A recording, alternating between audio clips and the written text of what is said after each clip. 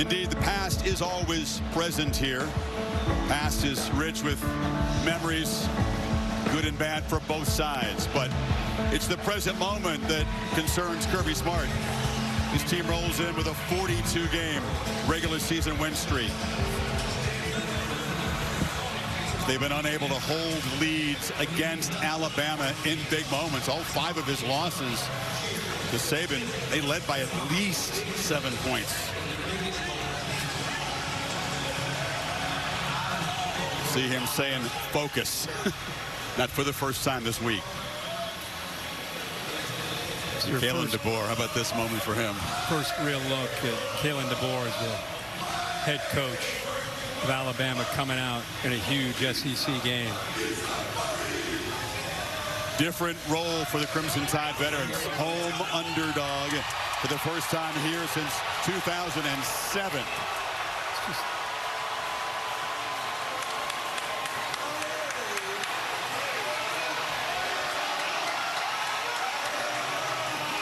Used to seeing Alabama very businesslike in the warm-ups, Kirk. They were pretty emotional tonight. There's a ton of emotion coming out of that locker room right now. Georgia, when we were down in the field, very, very locked in businesslike.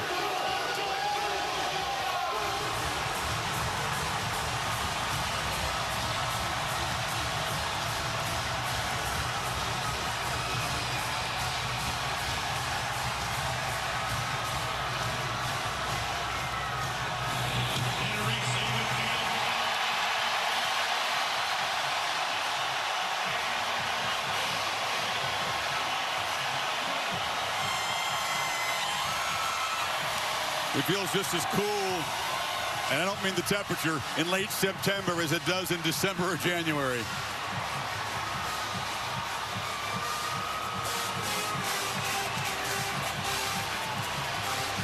There's fans on both sides thinking this might not be the only meeting between these two this season.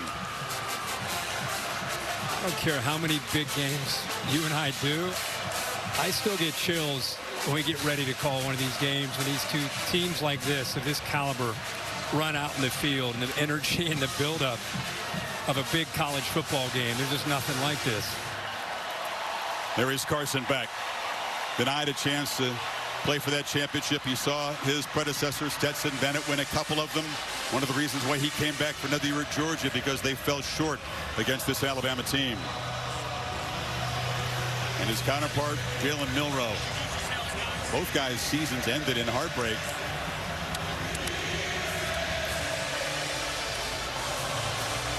To take us to the coin toss, our referee tonight from this SEC crew, Daniel Gautreaux.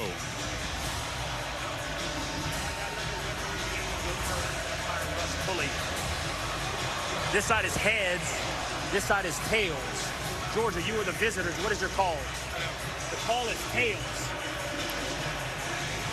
It is tails. Which way would you like to kick? Kick towards there. Georgia has won the toss and elected to defer. They will kick from the south end zone. Good luck, gentlemen. It'd have been a huge shock if Kirby Smart did not defer. That is clearly the pattern. Monstrous game. Great to have both Holly Rowe and Laura Rutledge on the sidelines. Laura on the Alabama side with Kalen DeBoer. Thank you, Chris. Coach, it's almost time for kickoff in your first SEC game as the head coach of Alabama. What was your message to your team? Man, if you can't feel it, we got to check your heartbeat. This is awesome, you know, and guys are ready. They poured into the work, the preparation that it takes to be confident to go out here and play tonight. And so we've got to embrace it and love the fight. 4 quarters. Thanks, Coach. Thank you. To Holly Rowe with Kirby Smart. Well, Coach, so often this game comes down to the line of scrimmage. What will it take for you to win up front, both on offensive and the defensive line? Some dominant players and some dominant play. It won't be won in one moment. It'll be won in a lot of moments. Thank you, Coach. Chris? It's been a lot of fun to focus on the line of scrimmage. The big guys up front who each believe, for both sides, on both sides of the ball, that they are the determining factor in this game. Peyton Woodring for the Dogs, the second-year kicker, will send it away.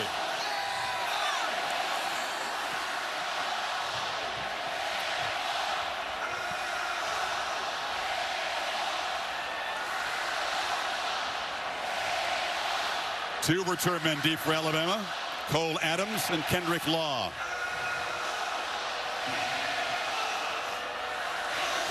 Kickoff for Georgia.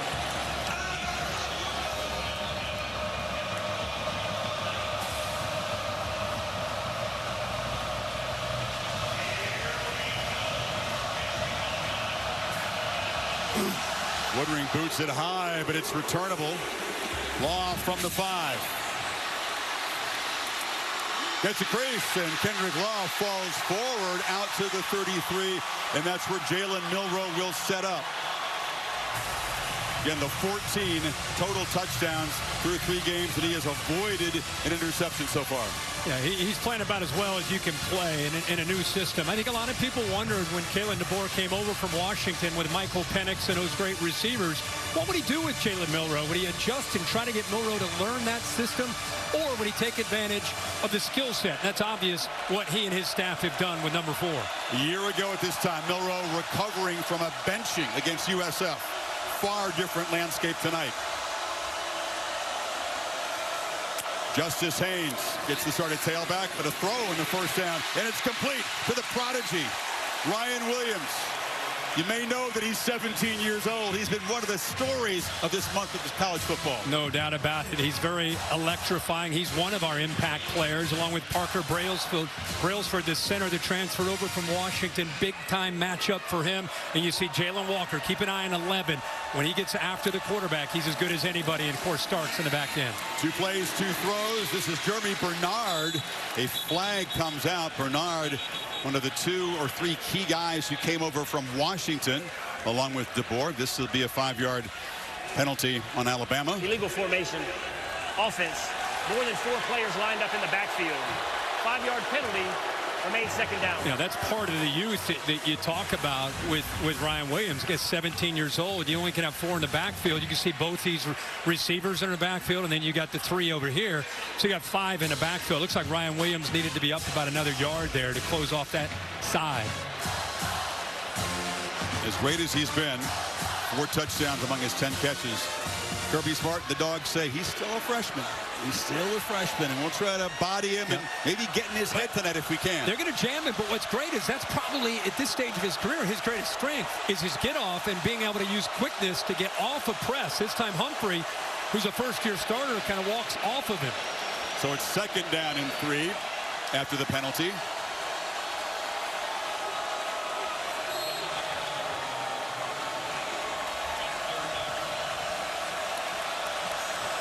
Second and 8, I should say. We'll get things sorted. There we go.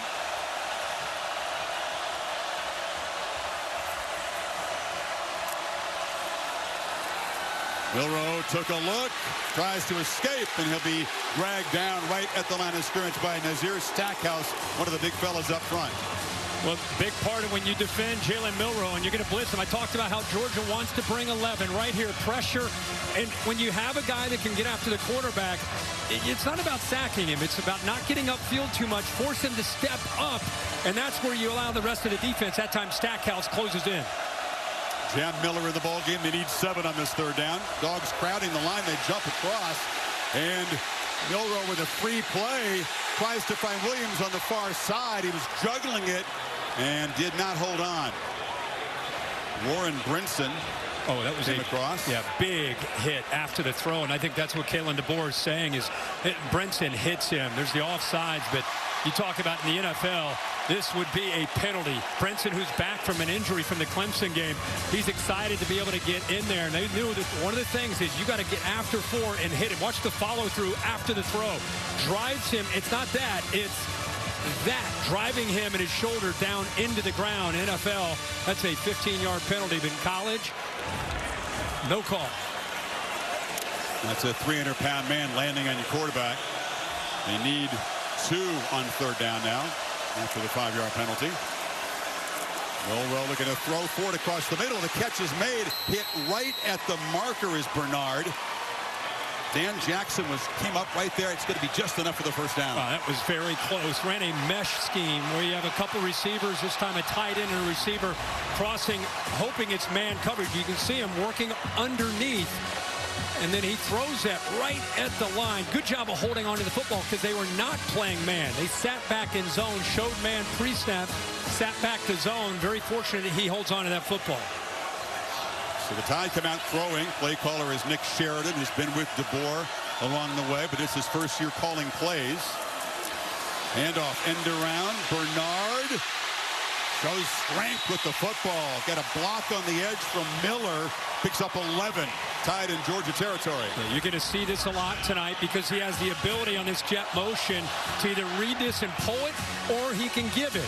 Georgia gets outflanked, so he hands it off there to Bernard, who's got great speed. And what it does is it sets up Milroe eventually being able to pull that and keep it himself later. Now a downfield shot looking for Henderson, coming back and making the catch. Emmanuel Henderson hasn't made a big impact this season until that deep shot. Well, we said somebody's going to step up throughout this football game, and right here you can see Henderson one-on-one with the first-year starter Humphrey. Gets behind him, the ball's out in front, great adjustment. Picked up 34. Miller trying to get the edge as the Tide operating with tempo. Flags come out. There were 2 of them on the field. Yeah, it looked like a hold on the right side of the offensive line from Alabama. I think it's 77. Offense, number 57. 10-yard penalty from the previous spot. First down. So Elijah Pritchett, penalties on this Alabama offensive line, a huge problem in their last home game against USF. They got it cleaned up in the last ball game against Wisconsin on the road. Yeah, I think Pritchett the right tackle, but I think you could also have gotten the right guard there. So a couple holds and that tempo, just trying to catch Georgia, looking over, not able to substitute in after that big play. So 1st and 20.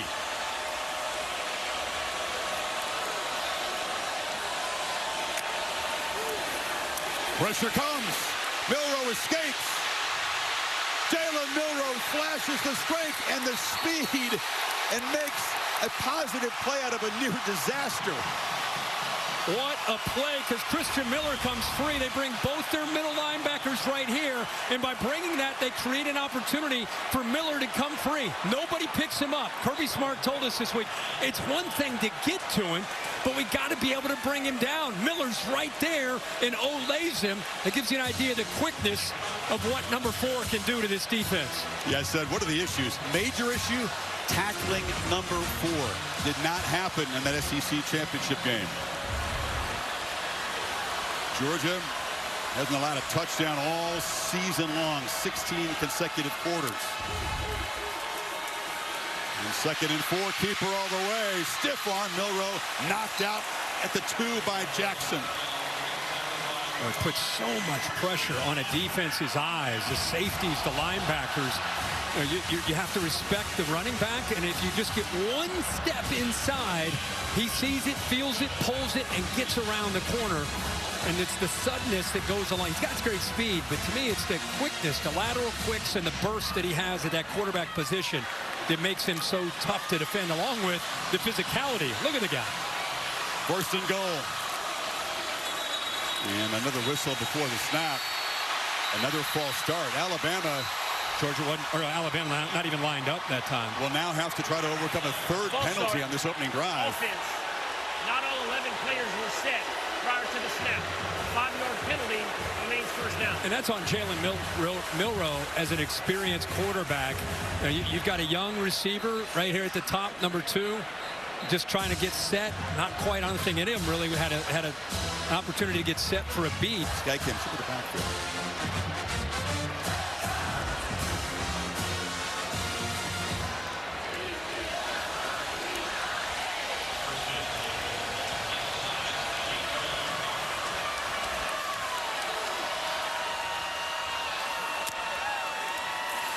Milroe around left end. Touchdown, Alabama. What an opening drive as they overcome their mistakes and draw first blood.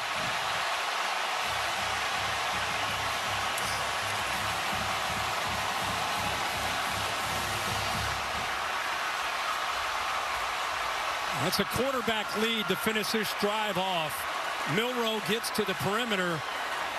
If you lose that contain, you lose the edge to your defense with him, and you've got no chance. He just followed Tyler Booker around the left guard, who led him into the end zone. Nobody there for Booker to even block.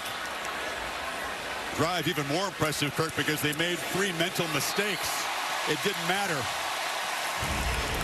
Milroe 3 for 3, excuse me. Yeah, that's good. Dupree came down. The defense adjusts to that movement. Now you're going to try to get to the outside. Good block there. Look at 52. Give me somebody to block. He just walks into the end zone for that touchdown. Emphatic start for the Crimson Tide. 8 plays. Had 5 runs, although a running back didn't touch the football. Yeah. And Milroe 3 for 3 passing. And it's the first time that Georgia, they've not allowed a touchdown in 16 straight quarters. And right away, they allow their first. Connor Talty debuted away for the Tide. And Anthony Evans III is going to bring it out from a few yards deep. Tries the sideline and is tripped up just across the 20-yard line. So here comes Carson Beck. Again, 15-1 as a starter, but that 1 is what helps drive him tonight. Hasn't been electric. They're searching for kind of big plays downfield. Had a few against Clemson, but really none on the road against Kentucky. No, not at all. And I think it's paramount that they get this offense established early. Remember, they got a first-year center. Your starting right guard and leader Tate Ratledge is out. You got a young guy stepping in there. So keep an eye on that right side of the offensive line is what Alabama really wants to challenge. Trevor Etienne, transfer from Florida, can certainly be an electric running back. Beck straight back on first down across the middle. It's a dart. Accurate throw to Dominic Lovett. And he's got a first down across the 35, pick up 15. We just talked about how we saw Alabama come out and got aggressive. Carson Beck, very first play, used the back, pulled the linebacker. Good job. They're very focused in, as you mentioned, on Etienne. Creates a nice opening there right in the middle. Easy for Carson Beck, who's incredibly accurate, one of the most accurate quarterbacks in the country, just settle into this game and into this atmosphere. We knew the challenge would be real. You can't replace Brock Bowers, one of the greatest tight ends we've ever seen in this sport. Ladd McConkey was a big play guy. So putting the pieces together. Beck will take a deep shot. A one-on-one battle downfield off the hands of Arian Smith. He's a guy that can take the top off of defense, and they challenge the true freshman Xavier Brown. Well, the safety from Alabama came down late. They showed too high, and then the safety ends up coming down, so he knows right away, I got a shot. I'm going to challenge these young corners. That's a true freshman corner. How about the ball here? Arian Smith against a true freshman, Xavier Brown. You take that every single time, puts it on the money, and Smith unable to hold on to that big gain. The catch that he should have made. Last year in high school, this year Kelvin a speedy receiver. In a game like this, on the edge, Etienne can also hurt defenses as a receiver. The ball is loose. Bama pointing that they have it. No signal yet. It'll be Georgia keeping possession. That ball came out. He was spinning, trying to make plays right into the traffic of the defense, and the ball came out before he touched the ground. The ball's out there.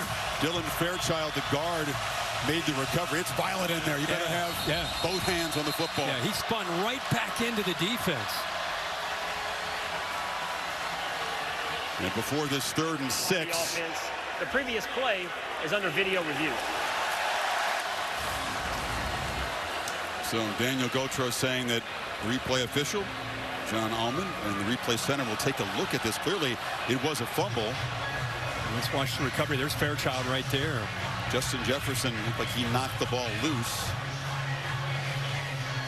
And there's Fairchild jumping on it. He's got it. I'm not really sure what they need to review here. Bill Lamagna, great to have the rules expert in the booth with us tonight. What might be looking at there, Bill? They're probably looking at the recovery. There's no question there's a fumble. But 53 appears solidly came on the ball. So this will just be confirmed, the call on the field. Trevor Etienne was the guy that sparked the one touchdown drive they had at Kentucky. They were struggling big time on offense. He took over on that drive, but early fumble like that. Well, you miss a home run shot to Smith. Yeah. The ball should be in the red zone, really, if you think about it. Then you come back with a fumble. They're very fortunate just to have the football. After video review, the ruling on the field stands. An abundance of caution, I would call that. Taking a look at that play, clearly Fairchild was there to fall on it. But now they face a 3rd and long with the offensive line, as you said, that's a little bit reshuffled without their leader, Ratledge, who's an elite guard. And, you know, last year they were the #1, there's Ratledge right there, #1 team in the nation in 3rd down. And this year they have struggled in this area. A lot of 3rd and longs. There's actually all the way down to 73rd in the country.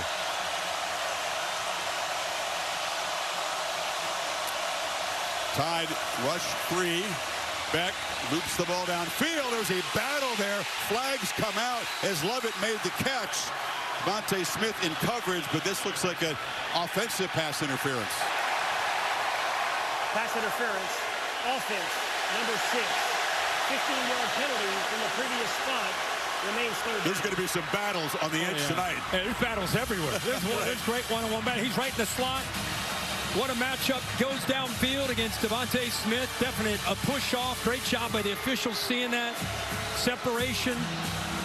They call it on Lovett, who needs to have a big night tonight for this Georgia offense, getting some separation without the push-off and making plays after the catch. Now Georgia goes way back on 3rd down. 3rd and 21. This crowd of 100,000 strong on their feet, roaring, waving the pom-poms.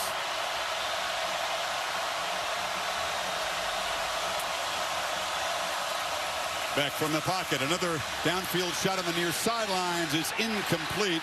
Colby Young, the transfer from Miami, made the catch, but way out of bounds. Damani Jackson in coverage, and Georgia missed opportunities and self-destruction on that possession. Yeah, this time we saw the corner, Zabian Brown on one side. Now you see Damani Jackson on the other. Remember, Alabama lost both their corners. Terrion Arnold to the NFL, to the Lions, and Kool-Aid McKinstry also off to the NFL. And like you said, Chris, some very emotional one-on-one battles tonight on the perimeter on both sides.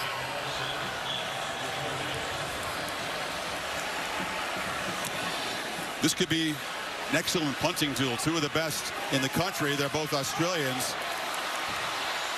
Driven back inside the 20 is Ryan Williams. Never really seen him in that role yet tonight. Talk more.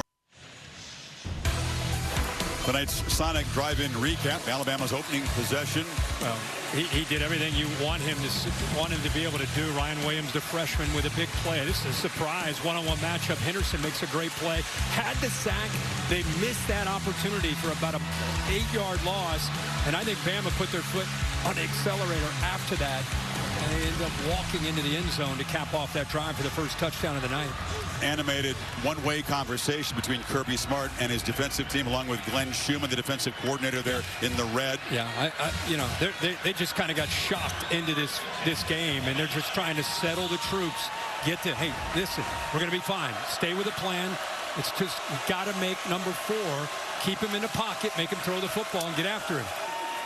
Justice Haynes is the back, and the first carry by a running back is a chunk play again. Look at Haynes weaving out across the 40. Well, they pull the right side of this offensive line. Roberts does a nice job here. You also see 57 Pritchett follow them. They lose the edge to the defense. And look at the receivers. Great effort downfield by those receivers. Kendrick Law, one of the top receivers, I think, in the SEC, if not the country. Kind of built like a running back. He and Ryan Williams both doing a good job there downfield. 23-yard gain. They spotted at the 39. Milroe from the pocket. Surveys and finds across the middle. Williams makes a man miss. He is just different, Kirk. We've seen him on tape, saw him in practice. What you think of him on the field pregame? Oh, he's a big man, but he can throw the football. You know, and this is Ryan Williams once again. The moment is not too big. Good job of coming back to the football here. Milroe feeling it, going tempo, seeing the field well. Easy access throw. Law. Georgia not tackling well, and the Tide down near the red zone again. Janelle Aguero whiffed. It's a 19-yard play. You're just not used to seeing a secondary from Georgia missing tackles like that. And how about, you said, the easy access. And the last guy you want to get the ball to with the ability to make a play after the catch is Kendrick Law. You know, he is really fitting in perfectly into Kalen DeBoer and Nick Sheridan's offense. Get him the ball in space. Like I said, built like a running back, can shake and has physicality to pull away from guys like Aguero like he did there. Ball hasn't hit the ground yet. Milroe 5 for 5. Georgia just reeling like you rarely see him on defense. Collision on the edge. It's Jam Miller knocked down. It's the Jam and Justice running back tandem here. Yeah, Haynes does a good job. He just lowers his shoulder. He didn't care at all that Everett's trying to come up. And, you know, that sends a message. Just that kind of running. This defense right now, they're on their heels. They're trying to get adjustments. They're trying to get calls. They're focused on the threat of Milroe throwing and running on the edge. Then you have to contend with the power running of these two backs. Miller motions out far left. QB run all the way. Milroe patiently picks his way for a gain down to the 16. They have found an ability to get to the edge with QB run. Whether it's jet sweep or it's Milroe to the outside, you pull this time the play side guard, you pull the center around. Georgia a little bit better job of running. Now you got to be careful. As you're running so fast to be able to not get beat to the edge, he'll put his foot in the ground and get north and south on you like a running back. So, man, it's tough to defend him. Empty backfield for receiver look. Plus a tight end on 3rd and 5, and now Miller motions to the near side. Milroe looking for him on a wheel route on a dime. The Tide.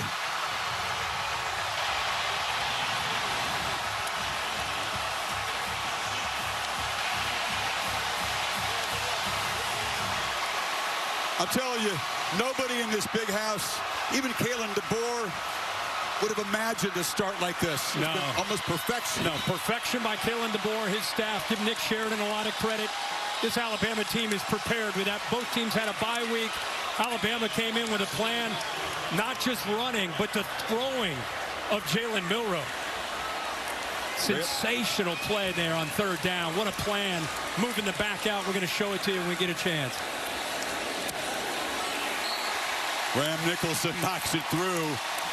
2 possessions, 2 long touchdown drives, and brilliance from the quarterback. Yeah, they motion, and C.J. Allen has to go with the back, and he's late. See that little hesitation? That's a fast running back that he's got to try to catch up with. Milroe saw that. Now he can't find the football, and oh, by the way, Milroe puts it right on the money. Great design play. Alabama right now all over Georgia, up 14 here early.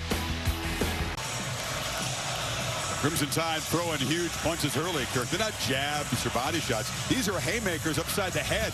No. They've landed a few of them. I mean, this is about as well as you could hope for a start if you're an Alabama fan. Milroe 6 of 6 for 100 yards, mixing up run and pass. It's been perfect plan. Fair catch signaled by Anthony Evans.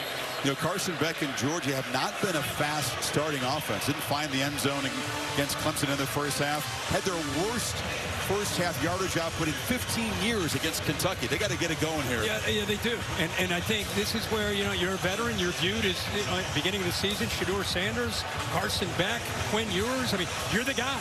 And this is where you got to really rally the troops. It's a long game, lots of ups and downs.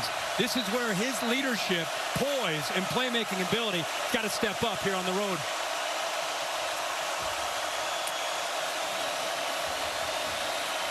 Beck on the move, flips over the middle, almost intercepted.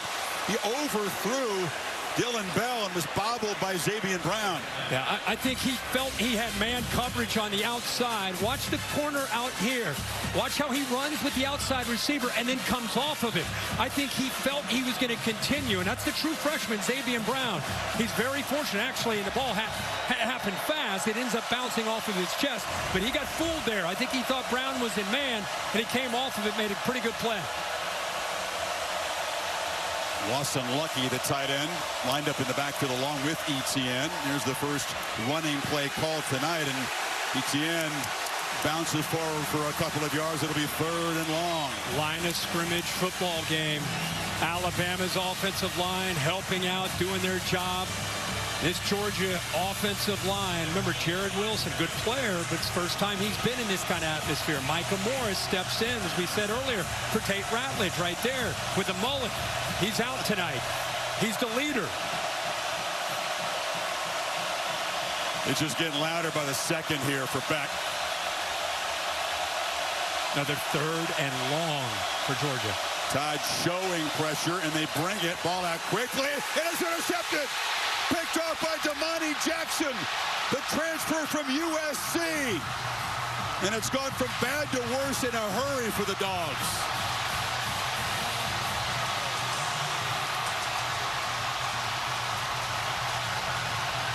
Georgia's first turnover of the year, Kurt. Here's the AT&T clicker. What he saw was 7 guys up tight. And when you see 7 guys like that, you know you got to get the ball out quickly. You see how quickly they get in? You got to get the ball out. How about the job by this corner? What a play by Damani Jackson. That ball got on him in a hurry. See how quickly? And I don't think it was a flash before his eyes because it was hidden behind the receiver. He shows that athletic ability, and it gives Jalen Milroe outstanding field position here. Dogs defense needs to figure out something quickly, or they're going to be down 3 touchdowns in the first quarter. Play fake, pitch to the edge. Bernard muscles for about 4 or 5, driven out by Julian Humphrey. Holly? Well, guys, it's all hands on deck on defense right now. Glenn Schumann, the defensive coordinator, Kirby Smart, the head coach, they have all been up in the defensive space trying to make some quick adjustments. The motion that Kalen DeBoer's offenses are so well known for is causing problems. They keep telling the players, when they go in motion, you have got to adjust your eyes. That last touchdown drive, the motion was a problem. That's what they're trying to fix. Not much that Kirby Smart hasn't seen before and can teach his team about, but the guys on the field looking a little dazed right now. Keeper again. Milroe makes a cut. Powers down. It'll be first and goal. The ball came out, but he was ruled down. Well, the movement that Holly's talking about, and usually this Georgia defense, they've had a bye week. They've had 2 weeks to get ready. I mean, this is maybe a few different wrinkles, but you kind of know what to expect to see. It's about who's playing with a little bit more desire, who's playing with a little bit more physicality. Nick Sheridan, give him a ton of credit. First-year play caller here in Tuscaloosa, doing a great job of mixing up, as Holly said, not just the pre-snap movement, formations, attacking outside with quick throws, jet sweep, running with Milroe to the outside, then pounding the middle, setting up quick throws. Haynes to Milroe's left. Bernard comes in motion, gets the football, gets a block on the edge, turns the corner, touchdown Tide, 3 for 3.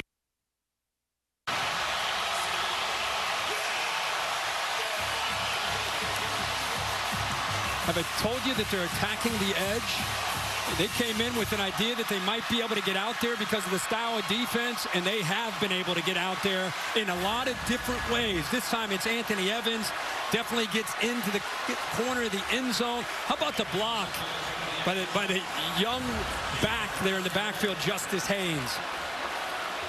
It's a breathtaking start if you're an Alabama fan. And Georgia fans have to be sitting there with their mouths agape at this point. Chris, this is what the threat of Milroe can do to you as an outside defender. Just watch the slight hesitation and respect at the mesh. See that mesh? Is he keeping it or is he going to pull it?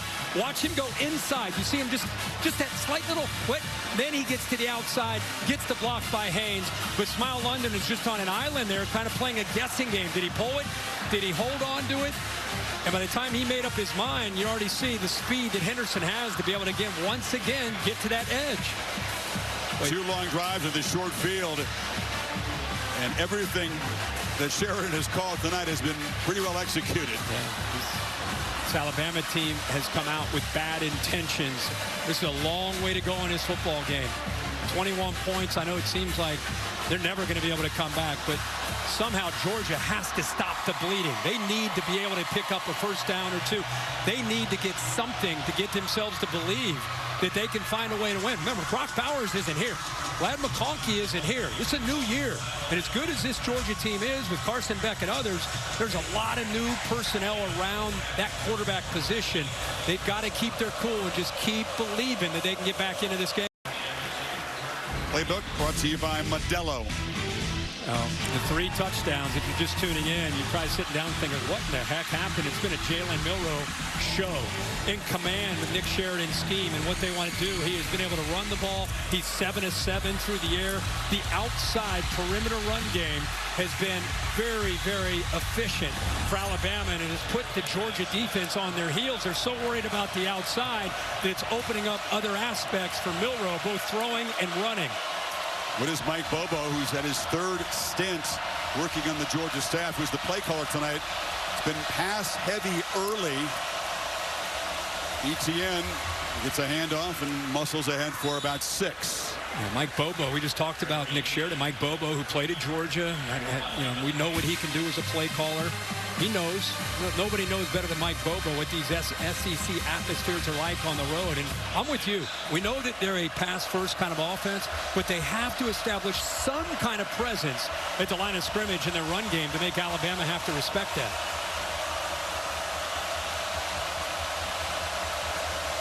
Up tight with coverage. Hand off to Etienne again. He slipped as he tried to make a cut. There was heavy track in front, and Keon Sabb, the safety transfer from Michigan, was filling. It is a battle in the trenches. Dylan Fairchild, the left guard. Watch him get into a battle right here. He's trying to help out on a double team. They lose that one. And Alabama is strong in the inside. They've got some experience in Tim Keenan, Tim Smith, Latham, and Overton, who've helped out this year. They're just trying to two-gap there and hold the point as well as they can and keep those linebackers free. Some things have changed, some haven't. Alabama is strong in the middle. You can say that again. 3-man rush on 3rd and 4. Back all kinds of time. Pats the ball. Throws it inaccurately. A flag is down. Dominic Lovett was coming on a crosser, and the quarterback missed him.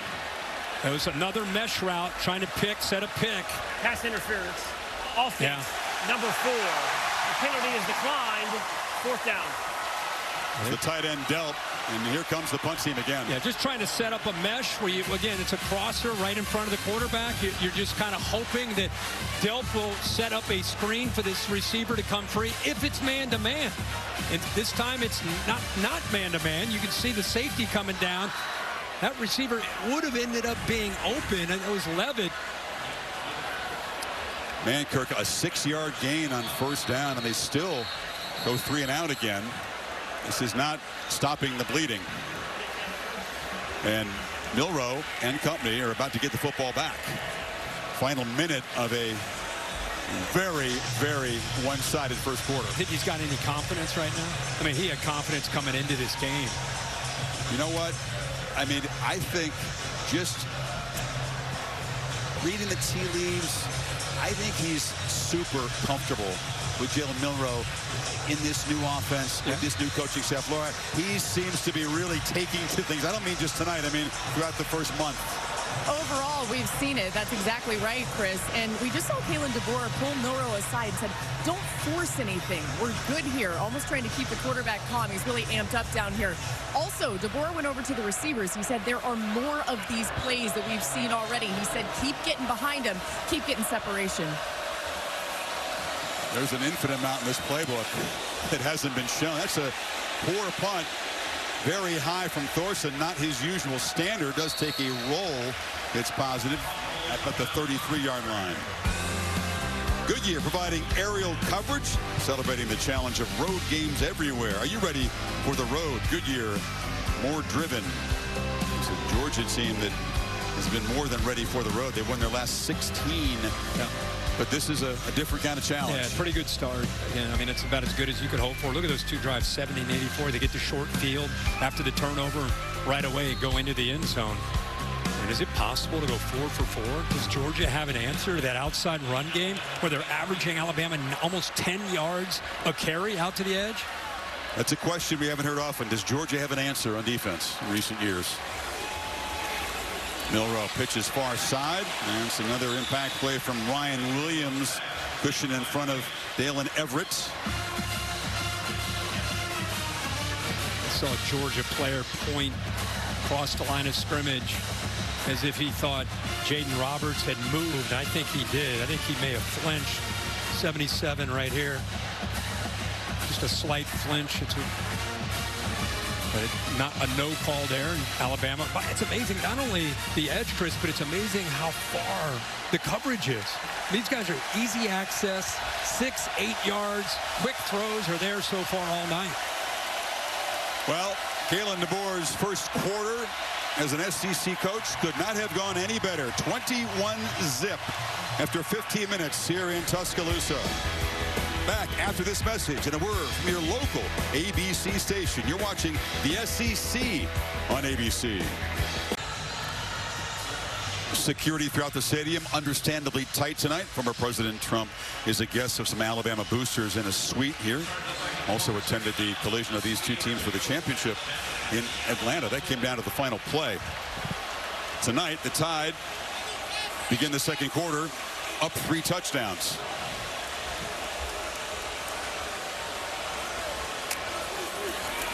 Pressure picked up easy across the middle. C.J. Dupree, the tight end, rumbles into Georgia territory. Whatever they've shown, Alabama's offense has been an answer. Yeah, no doubt about it. This is an offensive line that struggled against USF because they had some injuries to the tackle spot. And now with Proctor at left tackle and Pritchard back at right tackle, see the communication. No issue at all. Georgia comes after him. Easy slide, easy pickup. Plenty of time for Milroe. And that void with those two backers blitzing, wide open after that blitz pickup there by the O-line. 213 yards on their first 19 plays. Georgia hadn't allowed a touchdown all season. They allowed 3 in the first quarter. Tide threatening to add to the lead. It's Law behind the line. He can throw it. Nobody open. Scrambling and will be knocked down. Tackle made there by Jalen Walker. They try to use a little trickery here, but Georgia wasn't fooled. No, good job by Georgia staying back there. Good discipline. Actually, Malachi Starks stays back. They're trying to figure out if this defense is just so desperate. They're going to fly around. The edge has been hurting the defense. But all those safeties flying. Nope, good job. Head on a swivel. Stark stays back. Rest of the defense, good discipline there on that play on 1st and 10. Lose a yard, and that's Kendrick Law, who's knocked down on that scramble being attended to. Jam Miller. They give up the edge again, and that's a big gain out inside the Georgia 40. They're getting to this edge anytime they want, and you got to come up with some kind of answer. 77 with a good block getting up to that linebacker right there. That was Smile Munden, who's actually eventually able to push him out of bounds, but another positive yards. Tide 2 for 2 on 3rd down. Need 5 here. And it's a trick play. The clap by Milroe. They hand it off to more direct snap, I should say, to Miller, trying to catch the dogs napping. They stop him short of the marker. Yeah, it was great because he does his clap when he takes about 4 steps. Well, just watch him walk away and then watch the clap. Bang. That's when you snap. Try to catch the defense again sleeping. So they've thrown a few wrinkles here. Get the ball out to Law. Double pass. Try to get it downfield. And then this time, test the defense's discipline again there with that trickery with the quarterback walk away. Need about a half yard here on 4th. Milroe, keeper. First down and more. Tight roping down the sideline. Touchdown. Unbelievable start for Milroe in this offense. 36-yard lightning strike.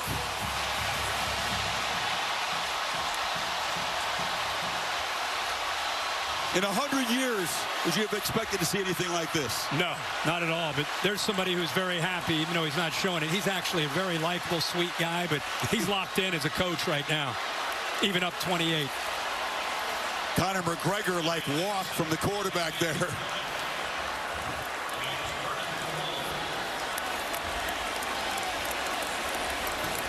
Nicholson has only attempted 1 field goal this year. A lot of PATs, so you may see a whole lot this season from this offense. No doubt.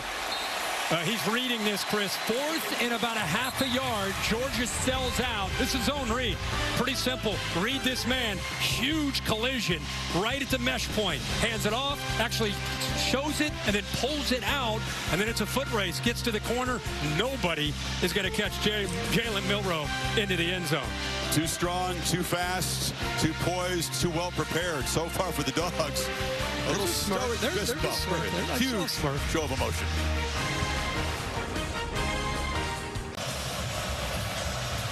All smiles on the Alabama side. Jalen Milroe 9 for 9, 128 yards. He's also run it for 78 yards and a couple of touchdowns. Wow. Fourth downs important early in that SEC championship game a year ago. This is Roydale Williams, 2-yard gain. They scored 2 plays later. Isaiah Bond was a big part of the victory. Here's a diving catch.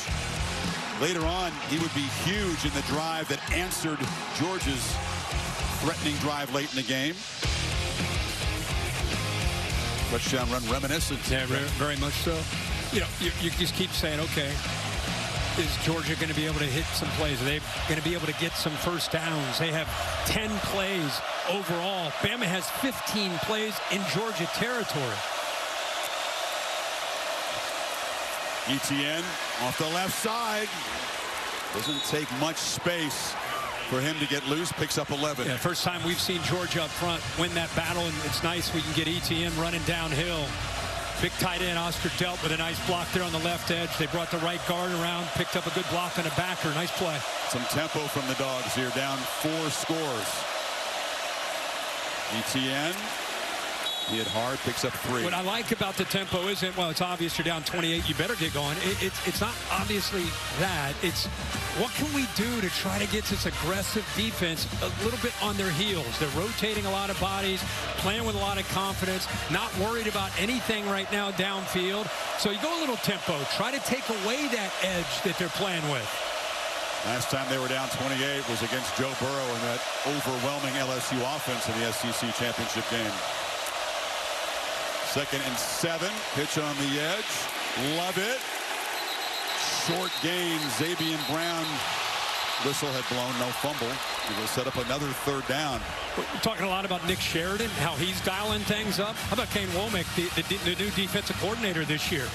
I mean, it looks like they bring pressure. It's almost like they dressed in 13 or 14 guys out there. They bring blitz, and now we got eyes on the football. They don't have their backs to the ball. They got their eyes on the football. They see that quick pass and answer to a blitz, and they got 2 guys leveraging the football. It's beautiful. Walking up again. Need 10 on 3rd. The time they back out of pressure, just a 3-man rush. Beck is still flush. Long way to go with his legs, and he'll get knocked down about a yard short of the marker. Yeah, Kirby's going to have to go for this. This is almost, you could say, do or die, down 28. At your own 45-yard line, 4th and 1. You know, we talk about this game being physicality. Who's going to win the line of scrimmage? It's been all Alabama. Well, here you go. 4th and 1, ball at your own 45. They think you're going to run inside. It's really hard to run inside. I don't know if you do that. I may want to try to maybe fake it in the middle, get on the edge. I don't know if you want to run into the teeth of this defense. Whistle before the snap, and Alabama takes a timeout. Something that the board didn't like the look of pre-snap. That would have been a stop. It would have been a stop. Penetration from Tim Smith. I believe it was 50 who got in there between the center and the right guard. He got into the backfield in the blink of an eye, and it forced Etienne to bounce it. And there was 2 more defenders out there. That would have been a stop. Kirk, if you see that and you're Mike Bobo, do you consider changing what you do on this 4th down play? I personally, I said before, I don't know how when they know that the obvious answer is 4th and 1, let's sneak in or run in the middle, and they are just pinching in there. It's tough enough to run when they don't know you're going to run it. Maybe a quick little pass to something to not make it so obvious. Etienne has great speed. We can get him on the edge. Get Jamarian Latham, Tim Keenan III, and Tim Smith. Big fellas up for the Tide. A lot of big boys up there. Maybe a shot play, anything just to not run up the middle against these guys when they know it's coming. 2 tight ends. Etienne tries the middle. Had to dodge contact in the backfield. That was crucial. Gets ahead for the 1st down. Got past Overton. Overton right there. We just talked about how they can penetrate. Think about making this play. He's right there. What a move by Etienne. That lateral quickness and the vision right there. I mean, that's a -4. But instead, give Etienne all the credit on that play to save this drive and keep it alive. Branson Robinson spells him in the backfield. He's got the football. And Georgia beginning to string together some solid runs. Now picks up 7. Nice little double team there on the right side. Good push there. Truss, the right tackle, helping out there. He and Micah Morris double team, work up to the backer. It's a nice drive here for Georgia. Getting some penetration.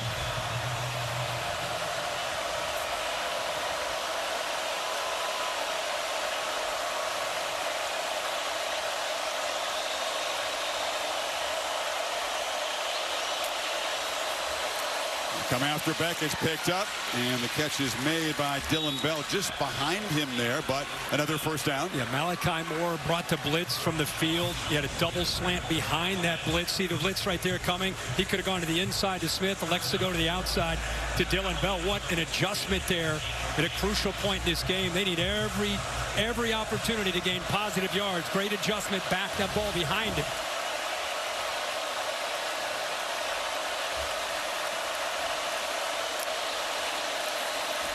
Going to throw in first down. Rolls and a little bit behind Lovett. He's known for great accuracy, Kirk. Elite ball placement.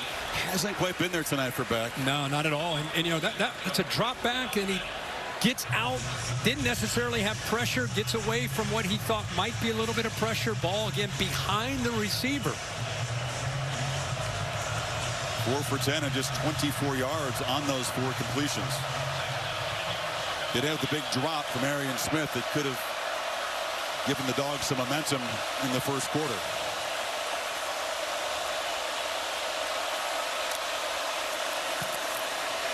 Good protection. Throws it into a seam, and the catch is made. Jihad Campbell delivers a big blow on Smith, who held on that time. Boy, did he squeeze this in. This was a close throw. You have the corner here. That's the guy that he's got to be able to make the throw over top of in zone. Can you make that throw? Can you put it right there, right behind him? Whoa, it's close. Great job of putting a lot of velocity on that ball. Just layered it over top of the corner. And a great catch there to hold on to it. Dogs in the red zone finally.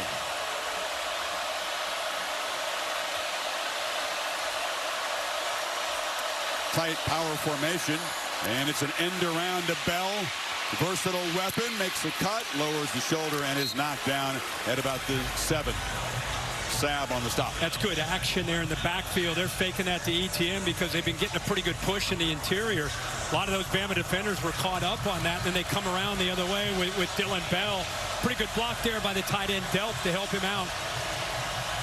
They got to finish this drive, obviously, with a touchdown. 7-minute mark here in the first half. It's a 10-play drive so far. Tough to do against an Alabama defense. Sustained drives.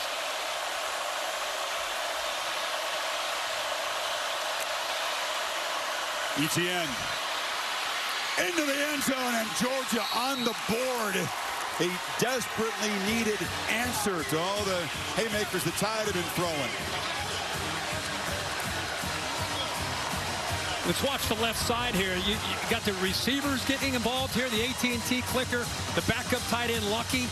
This is really well done by the offensive line, where they've had a very tough first half. This time, ETN with that vision. Offensive line able to get up to those linebackers, receivers getting involved in the blocks. There's the answer we've been waiting for from Georgia. ETN had the 4th and short conversion, gets into the end zone. Let's go for Dose. Brought to you by Dos Equis as they try to cut the lead here. The 20. Cash Jones in the backfield. Beck scanning, creates on the run and throws it low, and that is Cash Jones. And from Brock, Texas, are a couple of flags down in the end zone, so hold on. Pass interference. Offense, number 11. 15-yard penalty from the try spot. We will retry the down. That's the 3rd offensive pass interference call against Georgia tonight. Boy, oh boy. You know, he's just trying to, again, kind of create a screen or a rub. Let's keep an eye on this, Chris, and see what you see from Smith, a veteran receiver. I mean, they're both locking up. I mean, You really look at holding either way there, Bill. I mean, he's trying to keep his hands up to make it look like he's running a route. I think at the initial contact, to me, you could see the defender locking him up there. I think that was Devontae Smith. So that changes the call. They're going to go for Uno here. Peyton Woodring. That's yet another mistake in the Georgia column tonight. But a positive 11-play, 75-yard drive took more than 5.5 minutes. Got the running game going. Better blocking up front. Some nice throws by Carson Beck. But now DeBoer's offense back on the field. Can Smart's defense come up with a stop? Haven't yet. Collisions, Tagovailoa to Devontae Smith. And then 4 years later, Stetson Bennett. Donnie Mitchell in the fourth quarter, then found Brock Bowers in Georgia with that pick 6 to seal it, won it by 15. 9 years Smart worked here under Saban. This is year 9 at Georgia. And Georgia fans feel like, okay, Nick Saban moving on. This is our time to really stamp our authority on the SEC and reclaim the crown, Kings of college football. They felt like that loss to Bama denied him a chance to go win another one. They feel like Michigan's kind of borrowing the throne. And they felt coming into this game, they were going to rightfully reclaim their spot. That's why we play the ball games. Well, they have been waging a tug of war for all the trophies, really, since 2014. And Alabama, Big Al, has been pulling his weight. Love the animal soundtracks here. Dog's going to bark in a second here. Answering those 5 SECs. 21, 22. Uga having his turn. And they dominated the entire 23 until Atlanta. Now we're back to 24. Starting to lean a little to the right, but it's a long way to go. Keep saying that. Be careful. 4 for 4, this offense. As Georgia come up with answers. Tied, a long field to go. Milroe looking to throw on first down. Again, it's Dupree. It was easy access, and then yards after the catch out across the 45. Flags come in very late. 21-yard gain. Yeah, again, it's a long time since we've seen Georgia's defense not just give up easy access, but then the missed tackles by Starks and then more yards. Unnecessary roughness. Offense, number 52. Hitting a player not actively participating in the play. 15-yard penalty from the spot of the foul. First down. Tyler Booker is an emotional guy. The big fella flagged for a costly penalty. He was just feeling it. Yeah, he was jogging downfield. I think it looked to me like Smile Munden was maybe gave him a little jab to the face, and he responded to that, and that's what the refs got. He'd already kind of jabbed him before this, and then he responded by saying, wait a minute, if you're going to give me a jab, I'm going to give you a little push. I personally don't mind seeing those offensive linemen with a little edge to them, but that one cost him. Extremely costly. Instead of across the 45, they're back to 16. The 1st and 19. Pressure comes. Milroe escapes again. Jalen Milroe. Look out when he builds momentum. Gets a couple blocks on the edge. Can't get near him. Can't bring him down when they do. It's almost like watching a guy in middle school who just is the best athlete on the field. And this is SEC football. He's running away from really talented, superior athletes. They were way behind the sticks. And now after that scramble, he's able to pick up a first down. A lot of these defenders had their backs turned to Milroe, which is a no-no against him. They made some mistakes, 4 penalties on offense, but he's just been the eraser. 10 of 10, 134. Back behind the chains. Doesn't matter. Let's just take off for another big run. He's over 100 yards rushing tonight. Looking to add to his passing total. Long throw. Easy catch by Bernard, who was open again in front of Jalen Walker. Tough matchup for the linebacker. Yeah, very, very tough. Yet man coverage on the outside. It clears. Watch at the bottom. Ryan Williams matched up there. He's just going to clear that, which opens it up nicely for Henderson there. And how about the accuracy and the rhythm of Milroe? How much fun is it to watch this guy throw the football tonight? Now 11-11 for 149 and over 250 yards of total offense in the first half. 3 total touchdowns, 0 incompletions.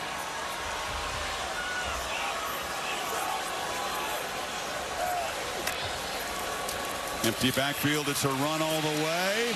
And this time doesn't get the edges, spun down after a small gain. Holly? Well, guys, Jalen Milroe's speed is breathtaking. The coaches told us he's faster than our running backs and our wideouts in practice.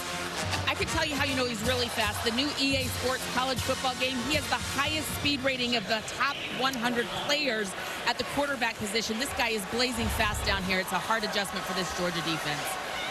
It looks like a video game, doesn't it? This start for the offense. Limited to a 2-yard gain that time. Second down.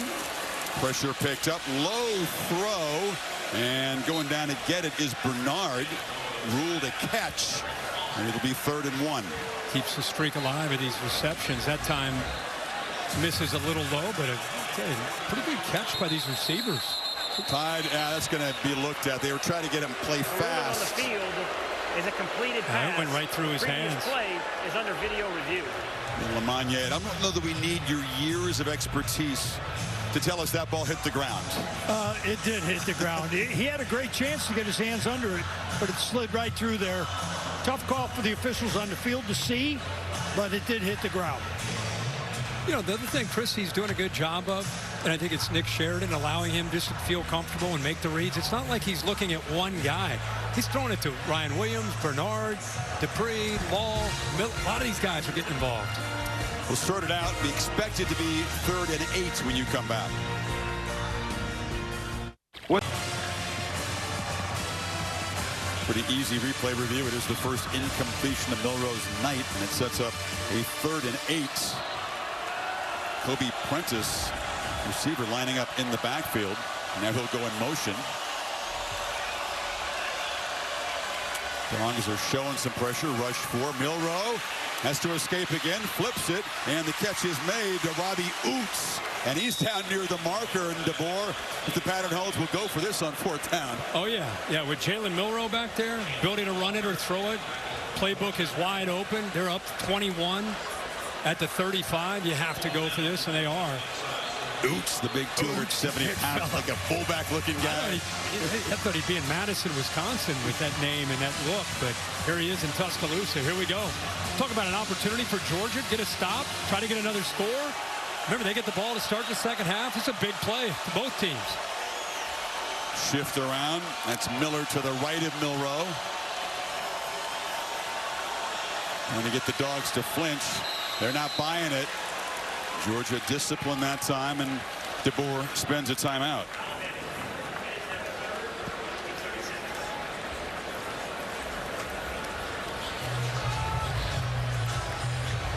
Milroe just has a way about him. I mean, again, we were here against Texas early season a year ago. The turnovers, the fans in an uproar. They don't play him against USF. That was an offensive debacle. He comes back and responds well to that. But I don't know if he totally got rid of the residue of that. Tonight he's been different. No, he has. And really in warm-ups, you could just see the confidence. I think he liked the plan that they came in with. Ability to throw it, ability to run it. It's been on full display. I mean, this guy is doing everything. And I think you and I have talked about it. I think it's the feel for the system, the connection with Kalen DeBoer, Nick Sheridan, and the plan that they've built around him. You know, great quarterbacks have answers. He certainly has had that up to this point.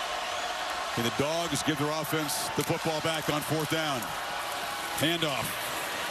Miller stopped. Miller jammed up at the line of scrimmage as Dan Jackson Field and the Dogs defense finally makes a play. Well, that's what I just said. You're looking for an opportunity. Daniel Harris actually steps up and takes on the block. You'll see 5 come back this way. Watch 7 and White take him on, and that frees up, taking that block right there, stoning him at the line, and then that allows Dan Jackson to be able to clean that up. This is the first chance that Georgia had, not just to stop, but like I said, with just under 3 minutes to go, Stackhouse fired up. They're thinking touchdown into the half, and then get the ball to start the second half. If everything goes the way they would like it, it'd be 28-21. And now you're in the middle of the 3rd quarter. Long way to go, but that's the thinking of a Georgia player, fan, coach, everybody on red and black. Pass to the far right, empty backfield. Three-man rush. Beck surveys, throws it right to Alabama. It's picked up by Jahan Campbell. A disastrous turnover just when the Dogs had momentum. The second for Beck tonight. Well, he's trying to hit a seam here. He needs to put some air under this to be able to get over the linebackers. And I really think if you look at Campbell, how much he's improved. He and Lawson together in the middle. Here he is right here. Here's the seam. Watch it open up, but he's got to be able to clear the linebacker. That's a tough throw with a safety also in the middle of the field. Throws it right into the chest there of Campbell, who just reads his eyes and brings him right back over there. Hits him right in the chest. Poor decision by Beck after the big stop by the Dogs defense. Campbell, part of a tremendous linebacking core at Alabama. He's strong off the edge, rushing the passer, and can play coverage too. Dupree spins, takes a big shot, and gets down near the 13. Think of the psyche of that Georgia defense. You just came up with your first stop of the game. There's Campbell celebrating. You get your first stop of the game. You're over there just getting some water. Schuman's congratulating you. First play, pick. You got to go back out on the field. That is a tough ask now to stop this offense with the way they are humming. Aggressive approach against this sudden change defense. They get 13 on first down. Try the middle, and that one is stopped cold. Gabe Harris Jr. with the stop. Boy, Carson Beck, a guy that typically makes good decisions. 2 interceptions tonight. I think that's his first career multi-interception game in his career. 2-minute timeout. Carson Beck's going to have to shake off another mistake. He's going to lead a massive comeback. Bama threatening to add to a 21-point lead here.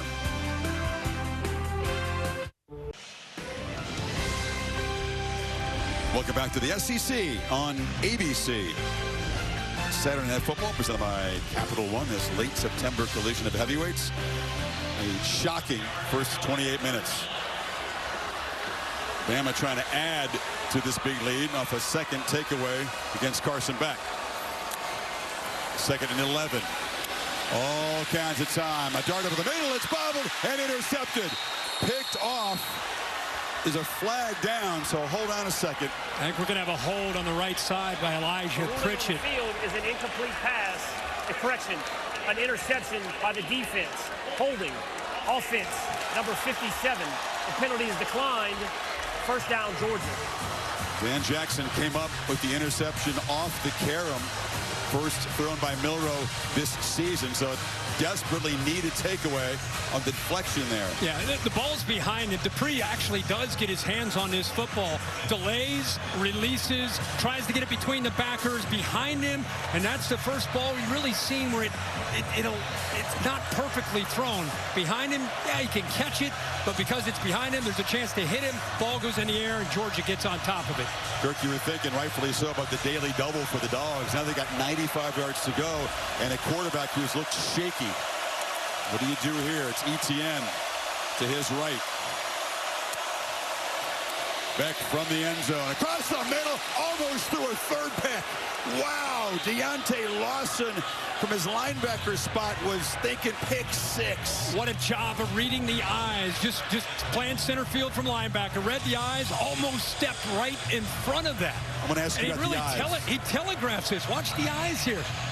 He's looking, look, he stares it right down. And that's a veteran, one of the top linebackers in college football right there. Almost comes up with that walk-in pick 6. Help us understand what's going on inside Beck's head at the moment. He's not seeing it. No, not at all. The thinking is a little fuzzy. They got 8 up there. Pressure picked up. Bullet down the middle, but nobody on. Great coverage. Nowhere near Lovett, and it's 3rd and 10. Keep going to get recognizing Kane Womack, the defensive coordinator. Can you imagine filling the shoes of a Nick Saban era of defense? It's had a lot of great coordinators, but it's obviously about Nick Saban. Kane Womack has stepped in here. Boy, he has held back a lot of pressures. We haven't seen any of this. I think they had 5 snaps all year where they rushed 5 or more. Tonight it's been a gauntlet coming after, and they've changed up the look, showing it and dropping it. Other times bringing more than they can handle. I think they may do it here. He said you're going to see stuff they've never seen on tape anywhere. Invented for this game. Heavy pressure. Back off his back foot. Just heaves it to green grass. Could not block the crimson wave that came at him. And it's 4th down. They show it and they drop. We just talked about this. They want intentional grounding from the end zone.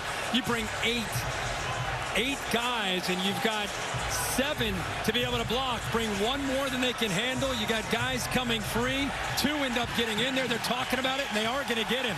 Nobody downfield. It took a while. There was a lot of urging from Kalen DeBoer on the Alabama sideline. But Daniel Gautreaux gets the crew together. Yeah, that was just a obvious attempt to avoid his safety, and that's what it's going to be. The result of the penalty is a safety. Hey, Chris, you said it. It's the intent. That's why they had to discuss it. No flag initially. You had a couple receivers that were going downfield. Dylan Bell on the right sideline. You had a receiver here as well. They're out wide. They're just going downfield vertically. But you can see he feels that pressure and he just heaves it downfield. That's what the officials came together to talk about after Kalen DeBoer says, guys, what are we looking at? He made a great observation. To coach defense at this place will always be to try to meet the impossible standard. Kane Womack and his dad, Dave, remember he was the defensive coordinator for the Landshark defense at Ole Miss. But Hugh Freeze beat Saban in Alabama a couple of times, and visiting with him. And the coach's son, there is his dad. I mean, he did cook up some special stuff here tonight. Gosh, yeah. And I love that he's down there. He's SEC legend himself as a coach, and now he's got his son, and he's down there watching, observing, and helping out. Bill, I know you had some thoughts there on that intentional grounding. Yeah, it's critical. The referee sees the quarterback's in trouble. He knows it's pressure. The officials downfield don't know that. They've got to communicate to him about no receivers in the area, pass crossing the line.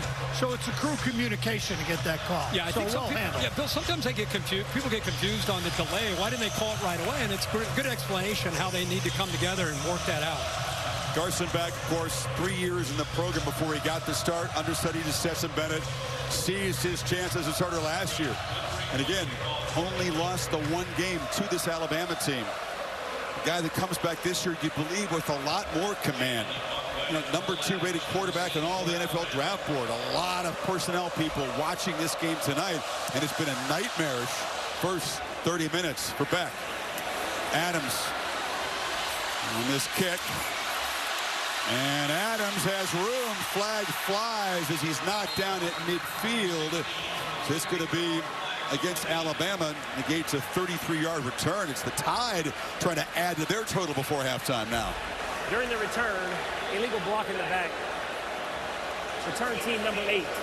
10-yard penalty from the spot of the foul. First down, Alabama. That negates a huge return that would have got them right at midfield. And they definitely would have been attacking and trying to go up. The 25-yard line now. What do you do? Now they go all the way back. Continue to attack? With Milroe, you keep going. Yeah, absolutely. There's the block right there on 17. Didn't have much of an impact on the return. Goes back to mental error. Yeah, it goes back to the 22. Got a 23-point lead, minute 31. Out of timeouts.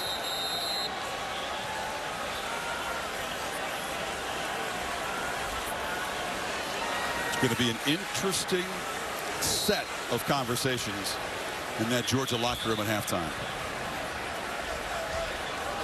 Very, very different position for Kirby Smart to be in a big game. Long throw, still staying aggressive. And the catch is made, and falling forward is Josh Cuevas.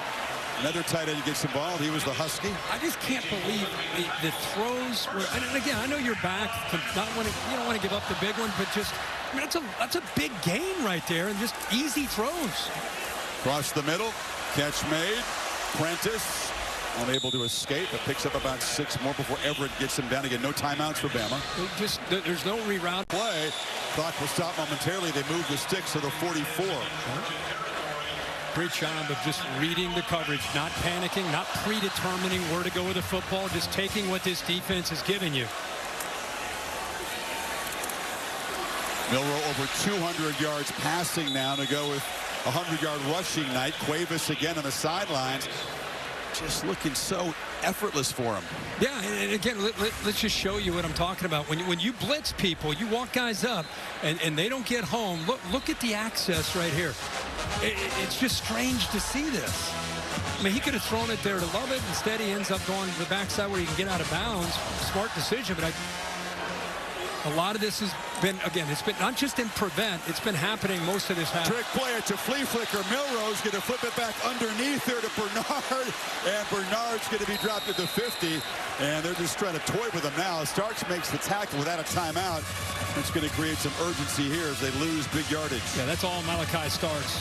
If he doesn't make that play, there are about 5 offensive linemen out in front that would have led him down that left sideline. So Starks saves the day by hustling and reading that pretty quickly. Georgia spending a timeout. Alabama didn't have one. And they'll back the clock up to 32 seconds. It'll be 3rd and 13. Little too cute. No. I mean, it's a pretty good play here by Starks. Like I said, the reaction that he had ends up allowing him to save this day. Because watch, it's a slow developing play. Watch the offensive linemen. Look at them working to get out in front. Now here's Starks right here. If he doesn't make this hustle play, look at that convoy going down that left sideline. Road graders. Yeah, a little too quick for big Caden Proctor to get out and get a body on him.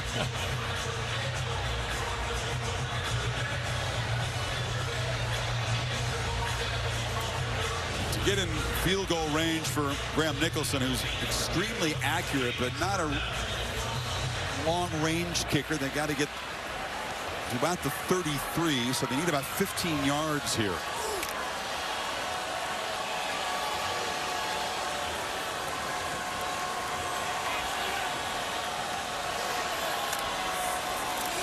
Pressure comes. It's picked up. Milroe gets it out, goes into traffic. DeBoer wants a pass interference call, doesn't get one. Daniel Harris was in coverage. He can't believe it. Yeah, there you go for Alabama fans. He's so mild-mannered with the media, and when you see him talk, there's that competitive spirit showing up. He is fired up. It's definitely a pass interference. He definitely got there early. You could see why. Anytime you see Kalen DeBoer get animated like that, it's usually for a good reason. He's not just going to do that to do that. He's going to do that when he feels that he has the right to be upset. Harris clearly hits the receiver.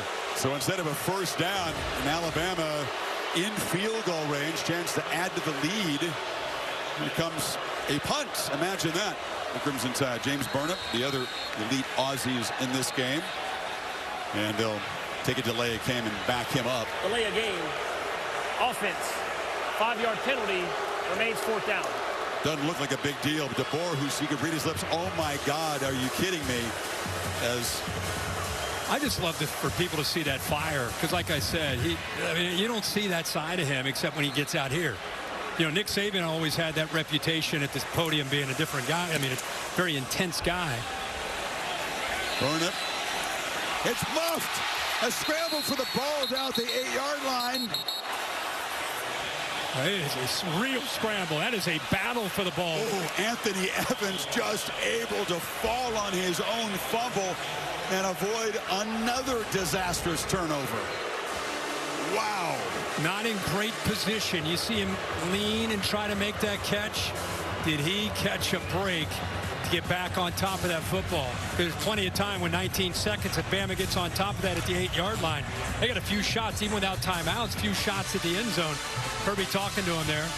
Could have been a knockout punch in the first half. Yep. Had they given up possession there.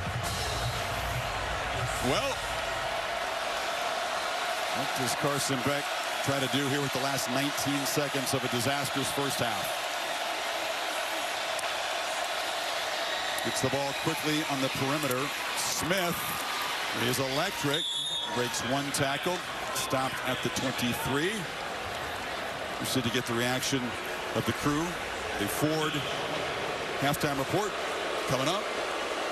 Nick Saban part of the crew with Reese, Dez, Pat still here? No, Pat went back. Throw across the middle, and Colby Young trots out of bounds out across the 35. Just 3 seconds to go. A chance for Beck to heave it way downfield.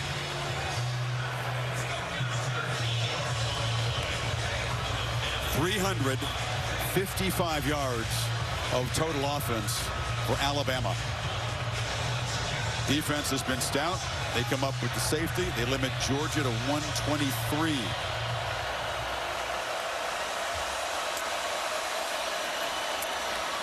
Short pitch, hoping that Arian Smith can break a whole bunch of tackles.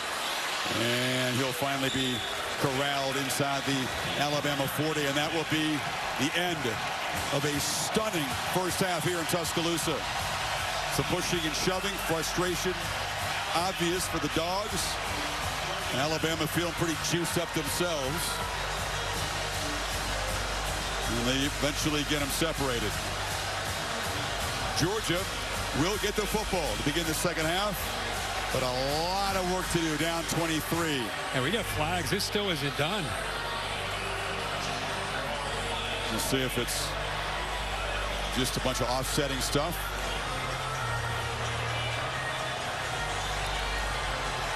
Daniel Gautreaux and his crew have been pretty busy here in the first half. And we can see here, it's going to be enforced on the kickoff.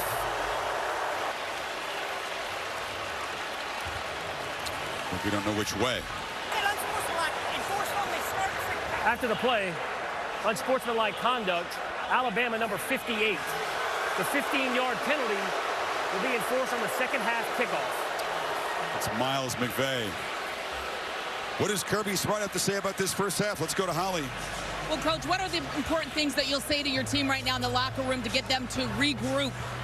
Well, the most important thing is we got to get some stops. You know, Alabama's been really explosive tonight. We've had no answer for Milroe. He's a great athlete, phenomenal athlete. We've struggled to tackle him. We don't have the edges. They've done a really good job throwing with him out of empty, and that's been new. But we got to get some stops and allow. Our offense hasn't been bad. We just can't get our offense on the field, and we haven't stopped him, and we turned the ball over. Thank you so much, Coach. Thanks, Laura? Thanks, Holly. Coach, what's allowed for the success, both passing and rushing, for Jalen Milroe tonight? Yeah, I mean, he's just staying within himself. I think we're putting him in good spots. Guys are blocking for him. And then we're going out and making the play. And, you know, he's really progressed. And you're seeing him, you know, do what we asked him to do. And he's comfortable doing it right now. Thanks, Coach. Thank you. If stay within yourself, you can produce 305 total offense yards and 3 touchdowns against the Georgia defense. Became the Heisman frontrunner in the second quarter, if you listen to the live odds. That's how impressive the first half was. And welcome back to the SEC on ABC. This is Saturday Night Football presented by Capital One. The margin is 23. If Georgia is to come back and win this, it'll be the biggest comeback in school history and the biggest comeback ever in a top 5 matchup. A nightmare for Carson Beck in the first half. What does he have to do to settle in and try to lead his team back? Well, they get the ball to here to start this second half. I think you're going to see some tempo. You're going to see him probably after that first half, maybe a couple easy throws, just try to find that rhythm. Bama, the story's been their offense, but in that first half, but a big story to me also has just been the way aggressive nature of the Alabama defense. They've done a really good job of keeping Georgia's offense unsettled, especially Carson Beck. That's the worst first half of football that we've ever seen from Beck. He's going to have to respond here, especially on this opening drive. Chance at field position. The penalty on Alabama after the first half expired means they'll kick it off from the 20. And this is Evans from the 13. Chance to build momentum. And Anthony Evans is knocked down across the 40. So they do have decent field position. Here's what's gone wrong for Carson so far. Yeah, just a lot of poor decisions, you know, where he gets the ball out, receiver's not looking for it. That was behind a receiver. Here just throws it right into the arms of Jahad Campbell with a nice interception. Deontay Lawson almost a pick 6. Then here the intentional grounding in the end zone, just trying to get rid of it with a blitz and get into the face, which has been a common theme when he's been back there throwing the football. Bama has really dialed it up with Ken Womack. Georgia has been an effective second half team in the young season so far. Ran away from Clemson. Ground out a come from behind win against Kentucky. Challenge appears more significant right now. Etienne goes backwards and never does get the edge, tackled by the freshman Zabian Brown. Holly, what do you have? Well, Georgia football is trying to regain their composure. I think it's worth noting that only one player on this entire team has ever played a game here at Alabama. It's been loud down here at times. But one of the guys that's trying to get them fired up here on the sideline is Tate Ratledge. He is missing tonight, but he's on his scooter. He was getting the offensive line fired up. Guys, go out, assert your dominance. It's our time now. This offensive line's got to start making a statement for Georgia to get back in the game. Behind the 6 on second down here, just by about a few inches. Back, lofting a throw, miscommunication, and very nearly another interception as Dylan Bell broke off the route, and Zabian Brown was the nearest man to the ball. Yeah, you'd love it working to the outside, and I don't know the confusion there, but Dylan Bell almost looked like he was going to start to block instead of running a route downfield. Yes, Kirk, you've seen the tape. Georgia went from being the best third down team in the country a year ago to being very substandard coming in, and 0 for 5 tonight. Coming into tonight, they've been at 3rd and 7. That's been their average on the year. It's tough to execute on 3rd and 7. Now here they are at 3rd and 10. Pressure immediately, and Beck is knocked down. Deontay Lawson at a Mobile free runner. Again, they dial it up with Kane Womack. Look how fired up he is. A little nod of the head. Yeah. Robinson walks up. He's an outside linebacker who they walk up right here on this 3rd down. But watch the delay blitz here. That's where it ends up coming home. It's the AT&T clicker right here. It's that delay. Good job of disguising the offensive line because it's so late. They don't do a good job of picking it up. Also, the back out of the backfield doesn't even see it. Relentless pressure on Beck. And when he has had a little bit of time, he hasn't been able to deliver on target. Cole Adams makes the fair catch, 44-yard punt. Laura? Well, Chris, we've seen an exceptional night from Jalen Milroe, and coming into this game, he told me these are the games he used to dream about as a little kid. He always hoped that he would be recruited by a Power 5 school. He told me little Jalen would be proud. I bet he'd be even more proud after seeing this performance so far tonight. He also said he used to play these out in his head. Tonight, probably playing out like a video game, as you guys pointed out earlier. Comes from Katy, Texas, and had that failure against his home state Longhorns on this field a year ago. Bounced back from that. Was able to win an SEC championship, of course. Comes up a yard short on the goal line against Michigan in the Rose Bowl. Keeps it all the way and is pushed along the near sideline. Well, there's his parents right there. Can imagine their feelings. You bring up that Texas game where they lost, and he got confused with some coverage in that game, the USF game, where he ends up, by then he'd been sat down. They were just reeling as an offense. Comes back and ends up really settling in and becoming a guy they could count on. Think about how far he's come from last September to this September and where he is right now. Couldn't be more polar opposite. Look to his right as the football takes off, gets a big shot as he goes to the ground at the 31. Don't want to take too many of those from Smile Monday. Yeah, I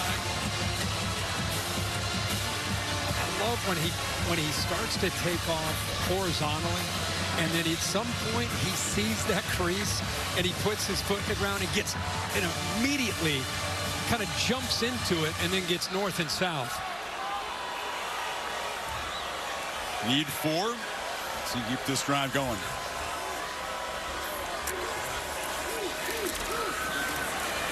Milroe flips it, and it's incomplete. Tried to lead Bernard into space, got his fingertips on it, but also heard some footsteps. Yeah, it's a good job by this defense. Michael Williams, who's back in the lineup off to the far right there against Pritchard, just pushing him back into the face of the quarterback. They're not playing man-to-man. Good job of sitting back this time by Glenn Schumann, a defensive coordinator. Eyes are on the football. They did a crosser. Defense in good position. Even if they were able to complete that, they're short of the first down. Evans back deep.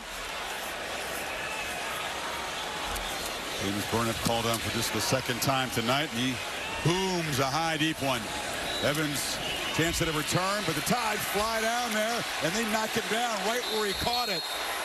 That's what you call flipping the field. Justin Aranco came flying down. 48-yard punt. Nothing on the return. Beck, the Dogs back to work.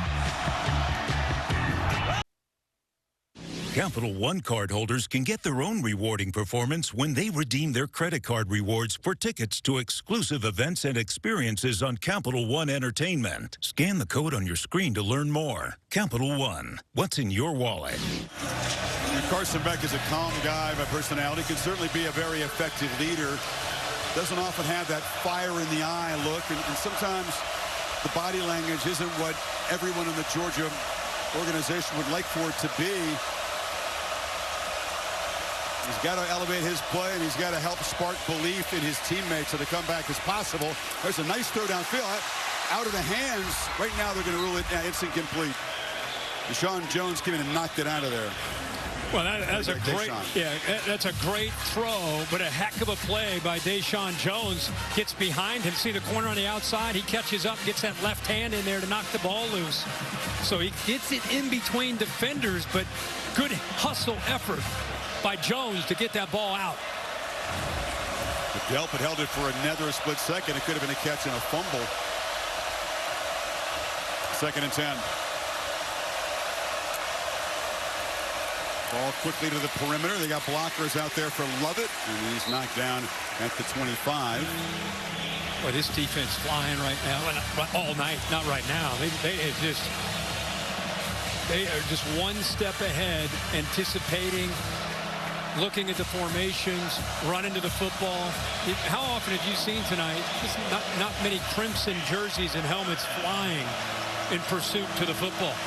Every single time. Seeking their first 3rd down conversion against Womack's defense.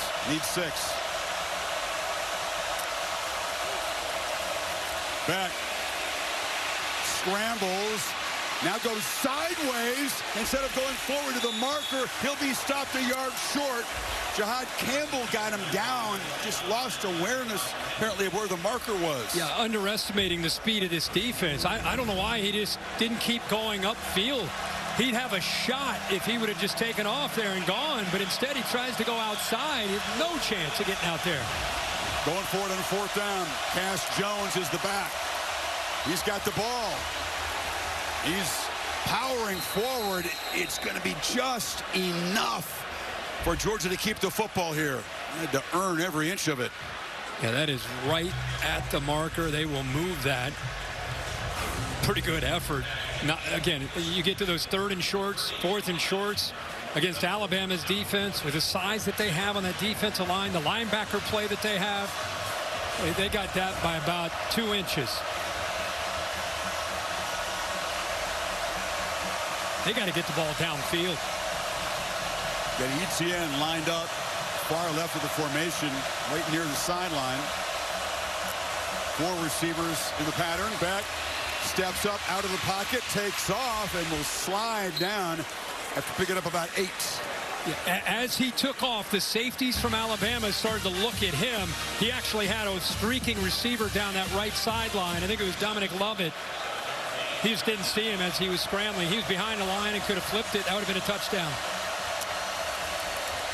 On the edge, there's Lovett. Gets around a block. Dominic Lovett in a foot race, and they'll finally haul him down. That was Campbell showing tremendous speed in pursuit. There is a flag down.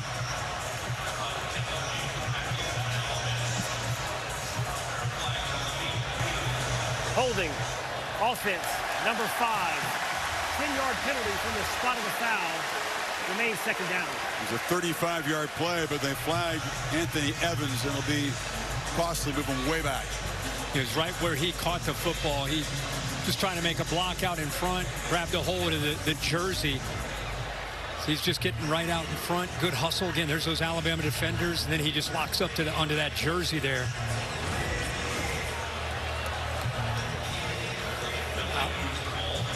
Here's the play real quick I was talking about. There's actually right here as he starts to scramble. Watch him. Watch the safety right here. And while he was behind the line, boy, that would have been a big play if he could have located that. Might have been called a horse collar, by the way, in the tackle against Lovett at the end of the play. It wasn't called, and now there's a flinch up front. And it's Xavier Truss.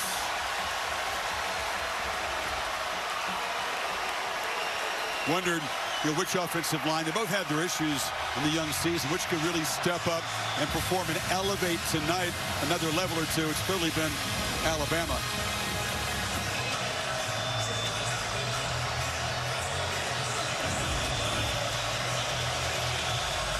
Now back behind the sticks on second down.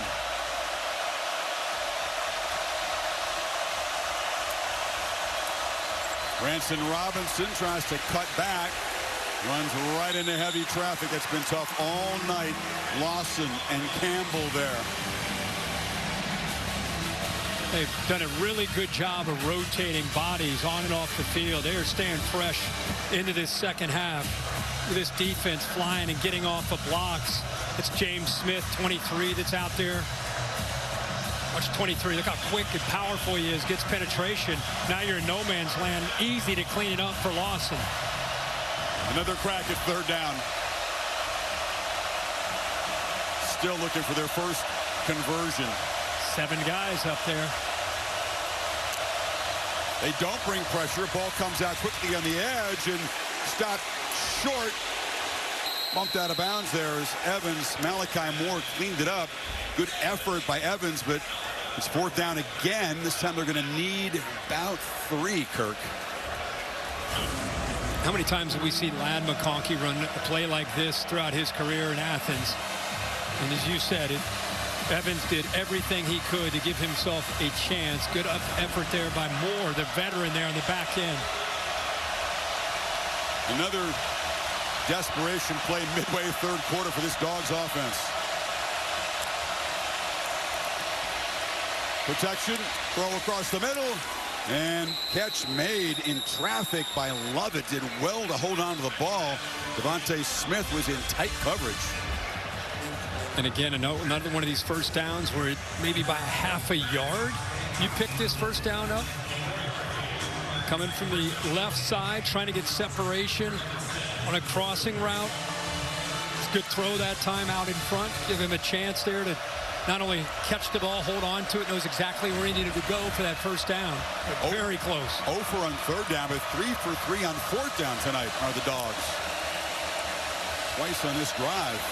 Back down the middle. Broken up. Malachi Moore drifting back, got a hand on it as he tried to squeeze it in and says, yeah, I saw that in tape. I'm ready for that one. He did. The veteran graduate played a lot of football in a lot of big games. Again, just thinking, reading the eyes, head on a swivel, looking for that potential crosser coming in behind him. Got good depth there. He's one of the guys that's the main communicators on this defense, something that Alabama has always been known for throughout the Saban era. And pretty strong in the post-Saban era, too. Etienne, tough run, dragging folks out across the 45. Sets up another makeable third down try here. Alabama playing smart defense. I mean, they're not even across midfield, and this is 11. They have 11 plays. Wow. 5.5 minutes. Yeah, 12th play of this drive. I mean, Alabama's thinking, Woolman's thinking, let's sinking coverage. Let's win a line of scrimmage, get pressure, blitz, whatever we can do, rally to the football. If they're going to get a first down, it's okay. Let that clock keep going. Just don't give up a big one. Back looking for a big one downfield on third down, and it's broken up. It was good coverage on Lovett by Devontae Smith. Kirby all over the place. Lost his visor. He is really frustrated that he did not get an interference call. They went with a slot fade to Lovett. Tight coverage there for the nickel. Devontae Smith never locates the ball, and that's what he's upset about. Usually when you don't turn your head, you don't locate the ball, there's some hand-to-hand combat. That's usually a foul, Bill. Surprised they didn't call that one. Yeah, when you're not looking for the ball, you're going to be held more responsible for that type of contact. He said, grab the jersey to read his lips. Georgia got away with an obvious pass interference at the end of the half. Smith, who defended that play, is being checked out by the athletic training staff. National Championship Trophy presented by Dr. Pepper. Awarded in Atlanta on January 20th. 12-team playoff starts a month before that. The loser of this game, whoever ends up not winning the SEC, seems likely to host one of those first-round playoff games on their campus. 4th down. Flags down. Free play for Beck, who fires across the middle and also throws another interception to Campbell, who jumped the route, but the Tide jumped off, and then will make it 4th down and perhaps just inches. It may be enough to give him a first down. A couple of flags down, actually. Fouls on the play by each team.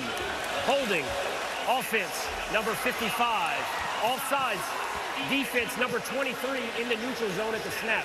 The fouls will offset.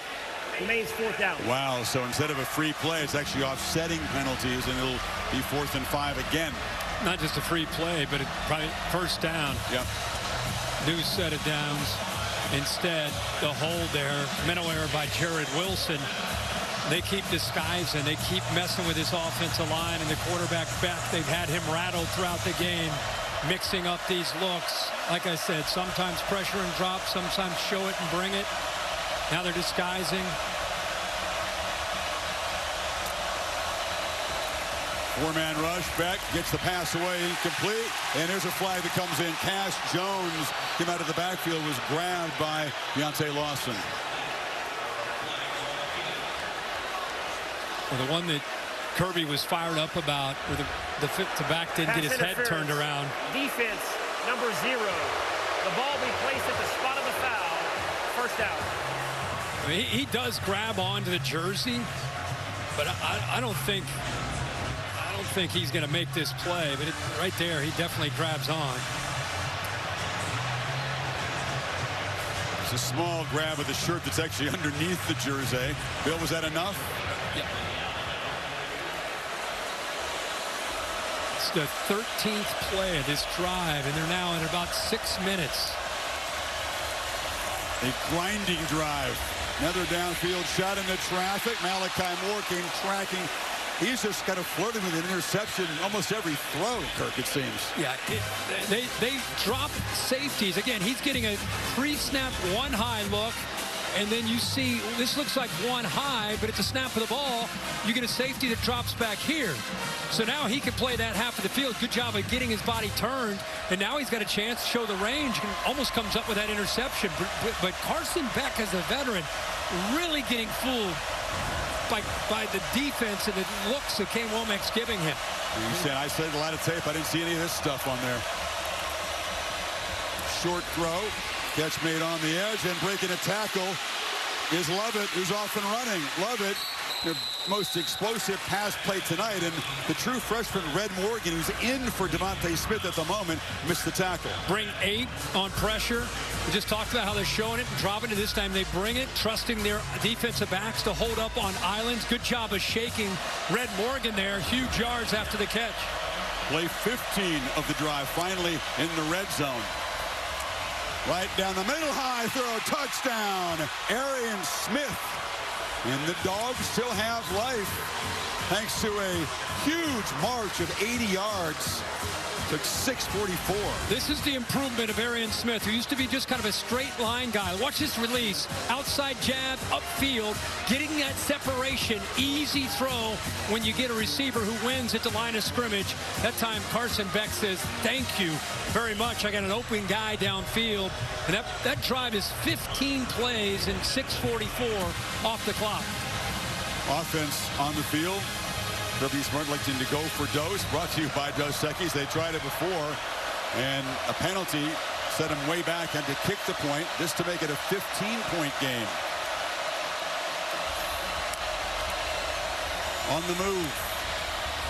Flips it back across his body, and on the back line, Lawson Lucky, the tight end, catches the conversion, and it is a 2-score, not a 3-score game, thanks to that conversion. Yeah, motion Smith. You have trips now to the right. Once you motion, you got 3 receivers, then he's going to roll right. And here's the receiver, the tight end that he ends up throwing back to, Lucky. All the attention out to the right. Good job of coming back. Opens up nicely, and he puts it in a place where Lucky, big, tall, 6'4", tight end, holds on to it, like you said, do it in 15. Pass was slightly deflected by a fingertip before it got to Lucky. They It was 28-0 Alabama. Since then, the Tide haven't scored on offense. Got the safety, but Georgia with a couple of touchdowns. Make it a 15-point game here. Still midway third. This is Ryan Williams from the 7. And 17-year-old spins out across the 20. So Jalen Milroe, the offense on fire. Let's see if they can get the rhythm back. Meantime, the All-State bus here in town. What's your All-State good hands play this weekend? Wimsatt, the backup quarterback in. Wildcat looks like he's going to take it. 17-13. He's going to score. No! And Josh Gaddis, my man, out of Cincinnati Moeller, jumps on top of it for a big moment for him and the Cats as they take the lead. And they would go on to upset Ole Miss, their biggest upset of a highly ranked team since 2007. Congrats to Mark Stoops. What a win for the Wildcats. One team is really hungry and desperate today. The other one was not. Great road win for Kentucky. On the edge, Miller takes the pitch. Jackson flew up there and knocks him out of bounds near the line of scrimmage. Holly? Well, guys, the vibe on the Georgia sideline has really changed. After that touchdown that pulled them within 15 points, they were yelling and screaming. Jalen Walker, number 11 on defense, came over to the offense and said, I told you, we can get this going. I promise you, we've got you here. They need to stop here to get some momentum back for that offense. He kept the edge that time. That was a serious problem on those perimeter runs in the first half. Empty backfield. Dupree, the tight end, lines up far to the left. Milroe, lots of time, and an easy pitch and catch. Williams has first down yardage out across the 30. Really good read, being patient there. I thought initially he might try to throw to the tight end. He came off of him in the middle. Had a nice opening once again, and that Georgia zone defense just sitting nicely, the freshman. And now the freshman goes down the middle. Williams bobbled and caught. And the incredible start for this prodigy continues. He made that an adventure, but another electric play from number 2. You put Malachi Starks as a safety who can cover on the electrifying freshman. He's got great ball skills. That ball gets behind him. What a job there by Williams' concentration. But how about Milroe going to the 17-year-old freshman against the crafty veteran Starks, and he hits it. 1, 2. How many times did he bobble it? Like 3 or 4. Great focus, as you said. He has the it factor. He's just him, as they say. You cannot believe that this guy is the age he is. Saraland High School down the Mobile area where so many great Crimson Tide players have come from. 54-yard play as Alabama gets the spark on offense they haven't had, and he's on the verge of leading his team in receptions and in receiving yards in all 4 games of his college career. That's incredible. And it's going to be a good college career. Think about that. Walker Down, who Holly just talked about, was trying to motivate the troops on the sideline. Just when it felt like Georgia, they got within 2 possessions, they've got some momentum, they need to try to see if they can get a stop to get the ball back. Milroe comes right back and goes to the freshman. Who to look to convert on that 3rd down, and then the next play they attack down the field. Holly? Well, guys, the coaches were telling us that Ryan Williams, at just 17 years old, came into this Alabama program, and they didn't promise him a starting job. They told him you have to earn it. So he started out on the 3rd-team offense. They said it only took about 7 days before they started to move him up. Finally, Jalen Milroe, the quarterback, came and said to the coaches, hey, I think he needs to be a 1. He made it, worked his way up, and you can see the skill and the talent that's dazzling. First college catch was an 84-yarder for a touchdown. That was against Western Kentucky. Many wondered, could a guy this young, as talented as he is, step up and produce against the Dogs? And an emphatic yes would be that answer. Pretty cool that the veteran quarterback says to the coaches, hey guys, that kid too, he's 17. Guess what? He might be our best. We got to get him up off the 3rd team, move him up. The first stop on the plane after DeBoer got here and met the team to re-recruit a guy who had decommitted, as many players do. Go down to Mobile, get the family together, get him back in the fold. Good call. It was the number 1 priority, basically. I see why.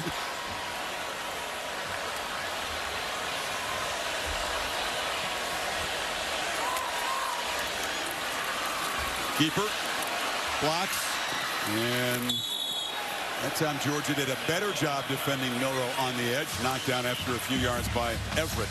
Yeah. For people that might think, how is a guy 17 years old playing college football? You know, you see some of these guys reclassifying. They move up. They feel they're ready to go, and academically they're good to go, and he's able to move up a class. And so here he is as a 17-year-old. Some guys, by the way, just have it. Like Smitty when he was here. DeVonta Smith, the moment was never too big. Ice in his veins. This kid reminds me of that crowd wanting Michael Williams to get a penalty. Has time to get off the field. Take the handoff. Milroe cuts it back to the right. And Dogs do a great job defending that time. Malachi Starks stayed at home, and they dropped behind the line. Yeah, much better job on the edge of this defense. The safeties there. Starks. Good job of running there by Damon Wilson. Better group effort. Jalen Walker, who left, is back on the field. Kirk is a very important component of this defense. Edge rusher, 3rd and 10. Justice Haynes, the back. And he's got the ball out of the backfield. He's hit immediately. So Dan Jackson and Malachi Starks, the Georgia safeties, playing much better here in the second half. And here comes a field goal attempt. I think we all came into this game thinking that this would be the defense that we would have seen at the beginning of this game, where they're in position. Yeah, you're giving up some completions, but guys are right there. So give credit to Glenn Schumann and also Kirby Smart for adjustments that they made at halftime to at least give them a shot here, because that first half was tough. This has been much better. Nicholson won the Lou Groza Award to the top college kicker, 27 of 28, Miami, Ohio, a year ago. Looking for his first made field goal attempt at Alabama. Missed one in the opener and just sneaks it inside that right upright. That was close from 28 yards. So a 69-yard field goal drive to lead back to 18 as we check in with Kevin Negandhi. Chris, how about our Dr. Pepper Fansville studio update? You talk about Williams being the freshman star in Tuscaloosa. How about the freshman star at Ohio State, Jeremiah Smith? 2 one-handed catches on this drive alone, including that touchdown grab. Number 3, Ohio State up 38-7 over Michigan State. Back to you and Kirk.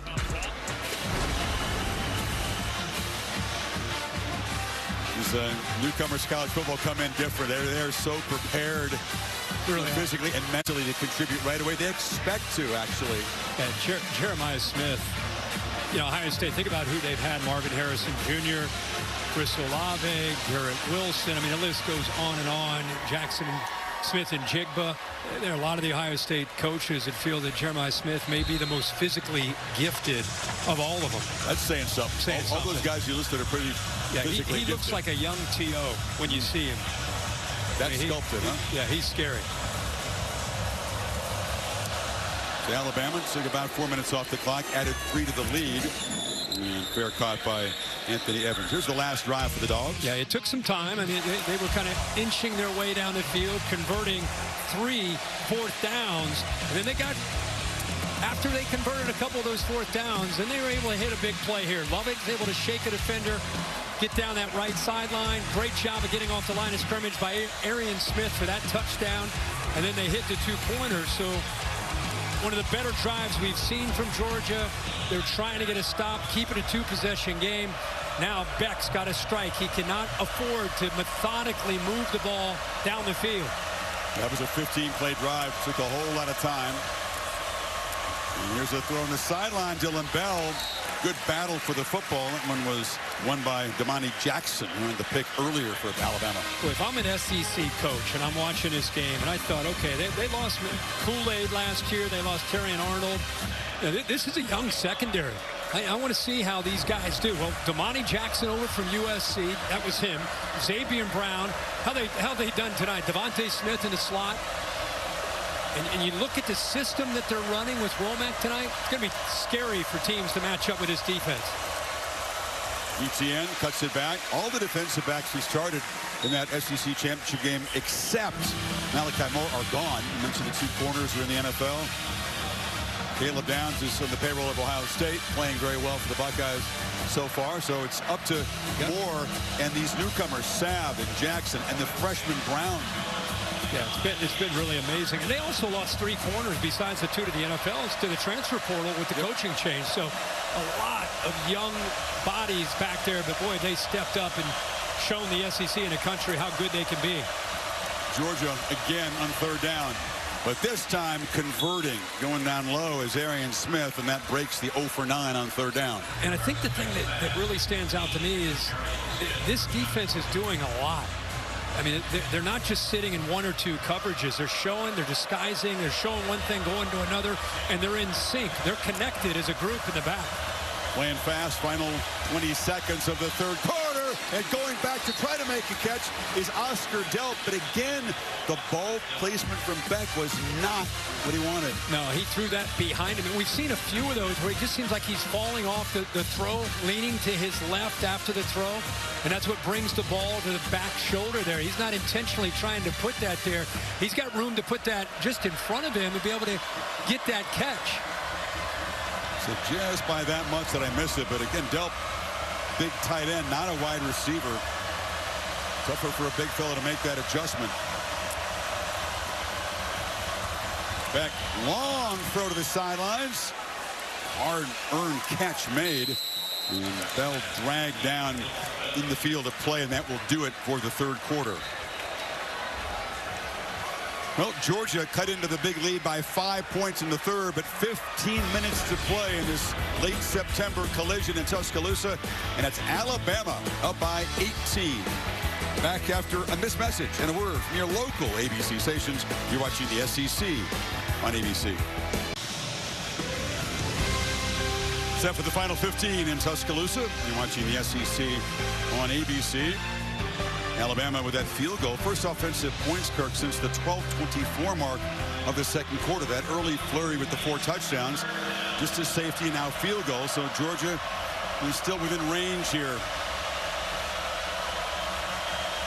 But they need something to happen quickly. ETN can make it happen quickly, but he has been corralled by this tight run defense, and Deontay Lawson makes another big play. How about the true freshman, Red Morgan, also forced that ball back to the inside to let Lawson and the rest of that defense get there. Great job from that nickel spot there by the true freshman, 16. Preston to duty as Devontae Smith left the ball game with an injury. 4th down again. They need 6. Or else the Tide are going to take over in plus territory. Look at Lawson, that green dot linebacker 0, just takes control like a quarterback there. Really good player, communicating, getting everybody lined up. Back across the middle. Another squeezed into tight target, and Dylan Bell has become one of his go-to guys, and the Dogs with a 1st down in Bama territory. Great job by Carson Beck. This time, man-to-man, you got to get an inside release, and you got to get it into him before that safety can come over and dislodge that football. Got it out in a hurry. Gave him a chance because it was low to go down and get it. Staying alive here in this game with these 4th down conversions. On 1st down, Beck loses the football. They knocked it out of his hands, and Latham makes the recovery. Rusa knocked it loose. Another turnover for Beck. We're linebacker that we have off the edge, number 4. One didn't know if he could go. He's got power. You can see the change of direction, the awareness to be able to get his hands on the football. So he might not be at 100%, but he makes a big impact on this game here in the 4th quarter with that left hand knocking the ball loose. Playing through some pain. It was a high ankle sprain against the Badgers. And now Alabama is set up at the 48. Justice Haynes darts forward. Boy, the turnovers have just been crushing tonight, and you could not have expected this out of a quarterback as solid and reliable as Carson Beck. Or this Georgia offense, for that matter. I mean, it's a tough ask to come into Tuscaloosa anytime, September, October, November. But, yeah, the turnovers and the Alabama defense just taking the wind out of their sails throughout this game. Tide lined up quickly. I was thinking, why are they playing with tempo up 18? We'll take a look at the sidelines, and it's Milroe and a much better job stopping the quarterback runs in the 2nd half. C.J. Allen made the play. Yeah, this one was a little bit slow in developing. I gave those linebackers like C.J. Allen plenty of chance to get out there and not allow him. If you missed the first half, he was running out on the edge. He and a lot of the receivers, we saw Bernard going in jet motion. Basically, anytime they wanted to get the ball outside, they took it. And since the halftime adjustments, we've not seen that nearly as much.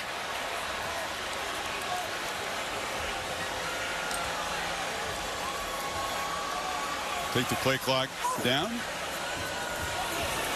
Snap it at 7. Heavy pressure. Ball is out.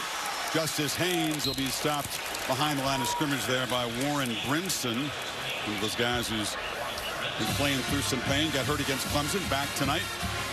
Best thing you can say if you're a Georgia fan right now is we're at week 4. There's a long way to go.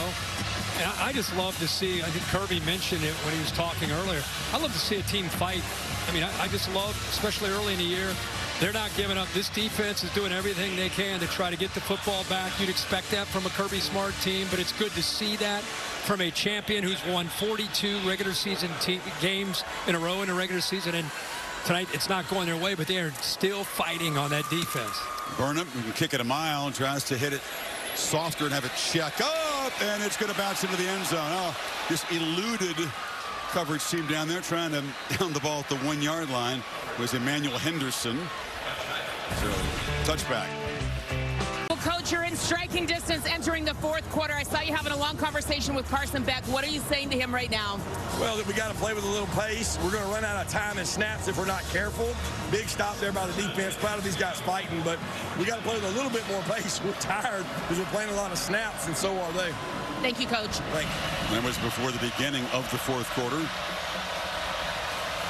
Georgia off the stop, takes over at the 20. 3-man rush, ball pressed downfield, and again, Alabama defensive back, that's Jalen Mbakwe, gets there and contests the catch and breaks it up. Mbakwe is another true freshman. We're talking about Damani Jackson, talked about Xavier Brown. Now how about number 9, 5'11", 192 pounds. Able to get around that receiver because he has his eyes on the football and knocks it away. Played quarterback, very little defense in high school, won a state championship as a quarterback down in Clay, Alabama. Looked pretty good as a corner to me there. Yeah, it did. Kind of natural.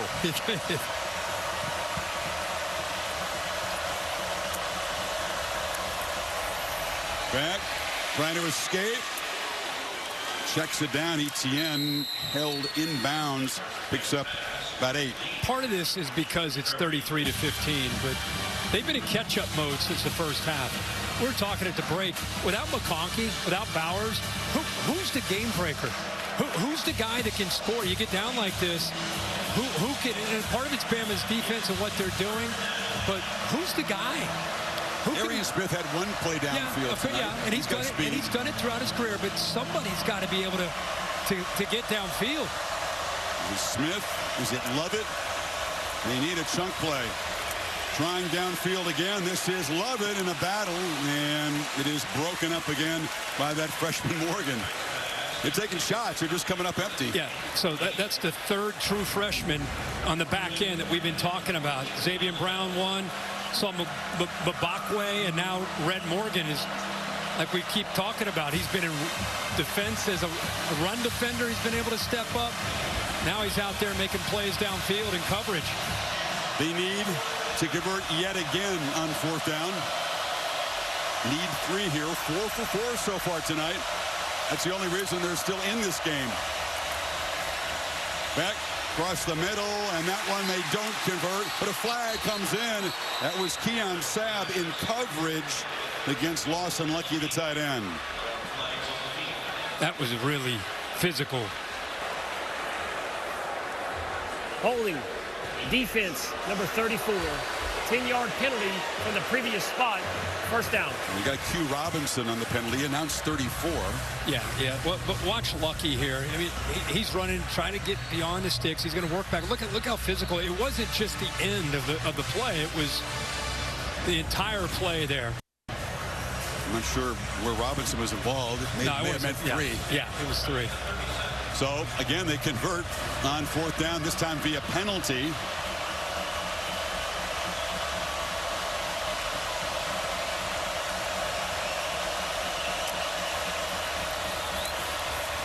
Across the middle, and that's an accurate throw and a nice catch by Evans in traffic. He's come up big tonight. Had just one catch coming into this game. See, they're showing man-to-man here, and then they get out of it and they roll to cover 2. So he's got to be able to hit that seam inside of that safety. Good throw that time. 20-yard gain, playing with tempo. Back another long throw, and a catch made.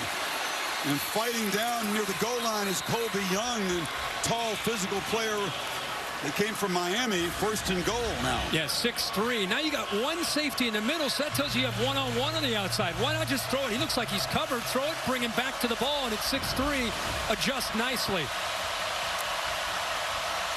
Back again across the middle. Bobble caught, touchdown. Lawson Lucky, tight end again, coming up with a big play.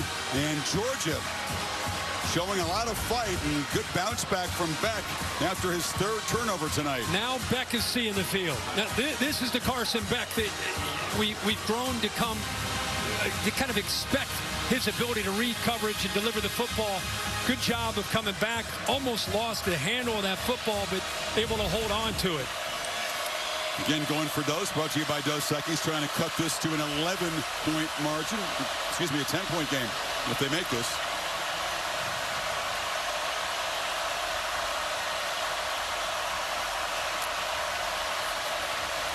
Batted away. Put it off to the left, but Keon Sabb was standing right there and knocked it down, so the lead sitting at 12.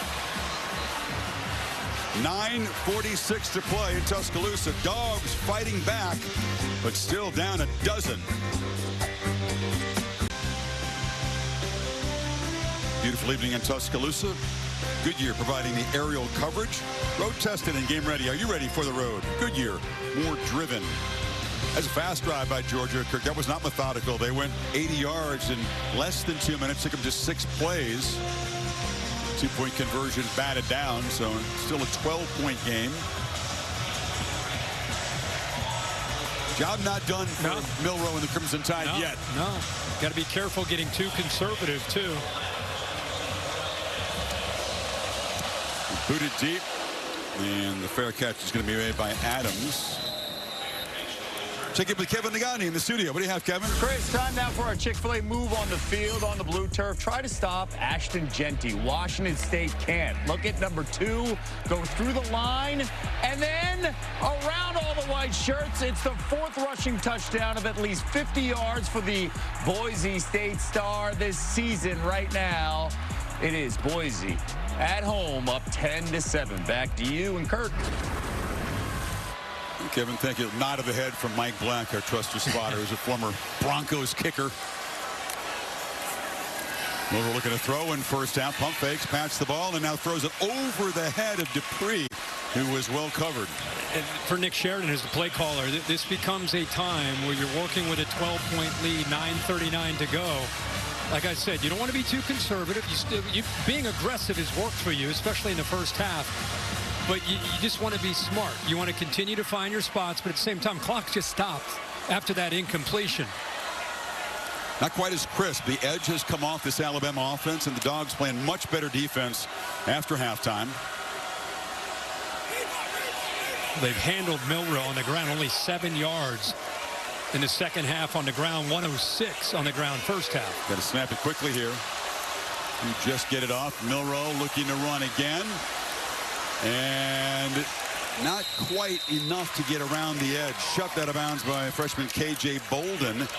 And the Tide have really struggled on 3rd down themselves tonight. Just 2 of 8. Will need 7 here to avoid giving the ball right back to Georgia. You talk about a huge play right here. I mean, this is big with under 9:30 to go. Opportunity for Georgia's defense. Can they get pressure? Can they come up with a stop here? Looks so effortless for Alabama through the first 18 minutes of this game. A lot tougher now. They bring some pressure. Milroe right down the middle. Threw it behind Cole Adams, but he went down and got it, and they do convert. Big throw. Yep. So they're spying with a couple backers right here, but they're playing man-to-man behind that. Now you got to be able to win. You got to get separation right here. It was exactly what they're able to do there with Cole Adams. Made that look really easy, walking away from Dalen Everett. Wasn't perfectly on the money. Nice adjustment to collect the ball by Adams. When he's that open, right? I mean, you can throw it. He can adjust. Time they hand it off on first down to Miller, and he's knocked down for a loss by Christian Miller.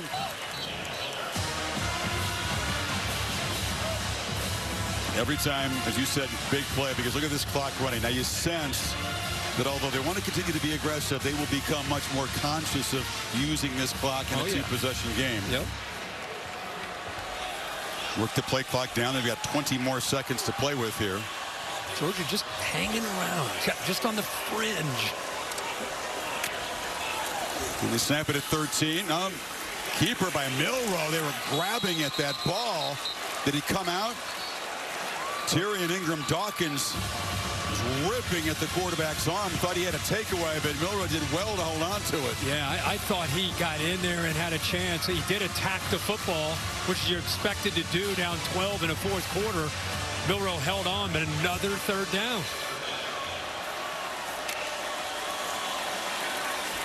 From the pocket, here's he throws. It's broken up.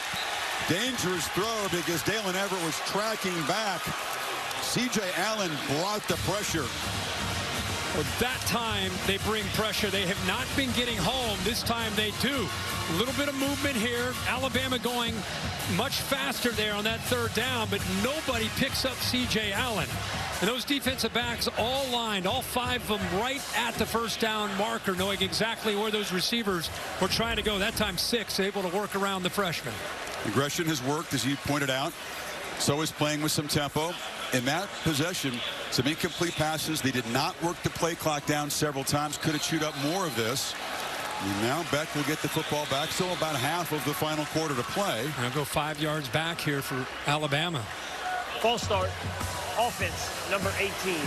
5-yard penalty. Remains fourth down. Another thing to remember when you get into these situations, you got 3 timeouts and a new rule this year with a 2-minute timeout. So it's all about how quickly can you move down the field. If you are able to, how quickly can you move down the field? Different look here. Georgia's got 2 men deep. Evans and Starks. And it bounces around dangerously. That bounce near where a couple of players were engaged in a block. Apparently it did not touch a Georgia player, and the Dogs will take over the 22. Just a 40-yard punt.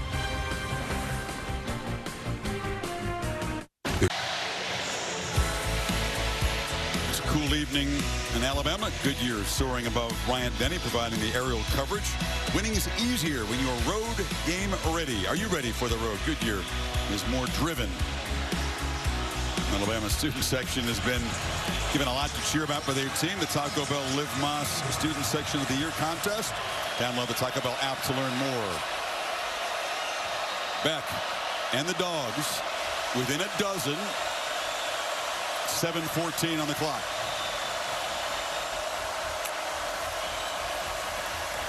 Beck steps up, pitches downfield, and hits a man. It's Cash Jones, who's become a weapon out of the backfield, and all of a sudden, Georgia in Bama territory. Yeah, they do a nice job of sliding him out, kind of on a wheel route here. Watch the coverage adjust with the receiver that goes downfield, Bell. Then he gets behind that defensive back. How about that throw by Carson Beck? This is the 15 we're used to seeing here in this second half.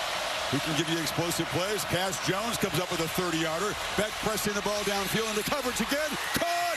Arian Smith at the 1-yard line.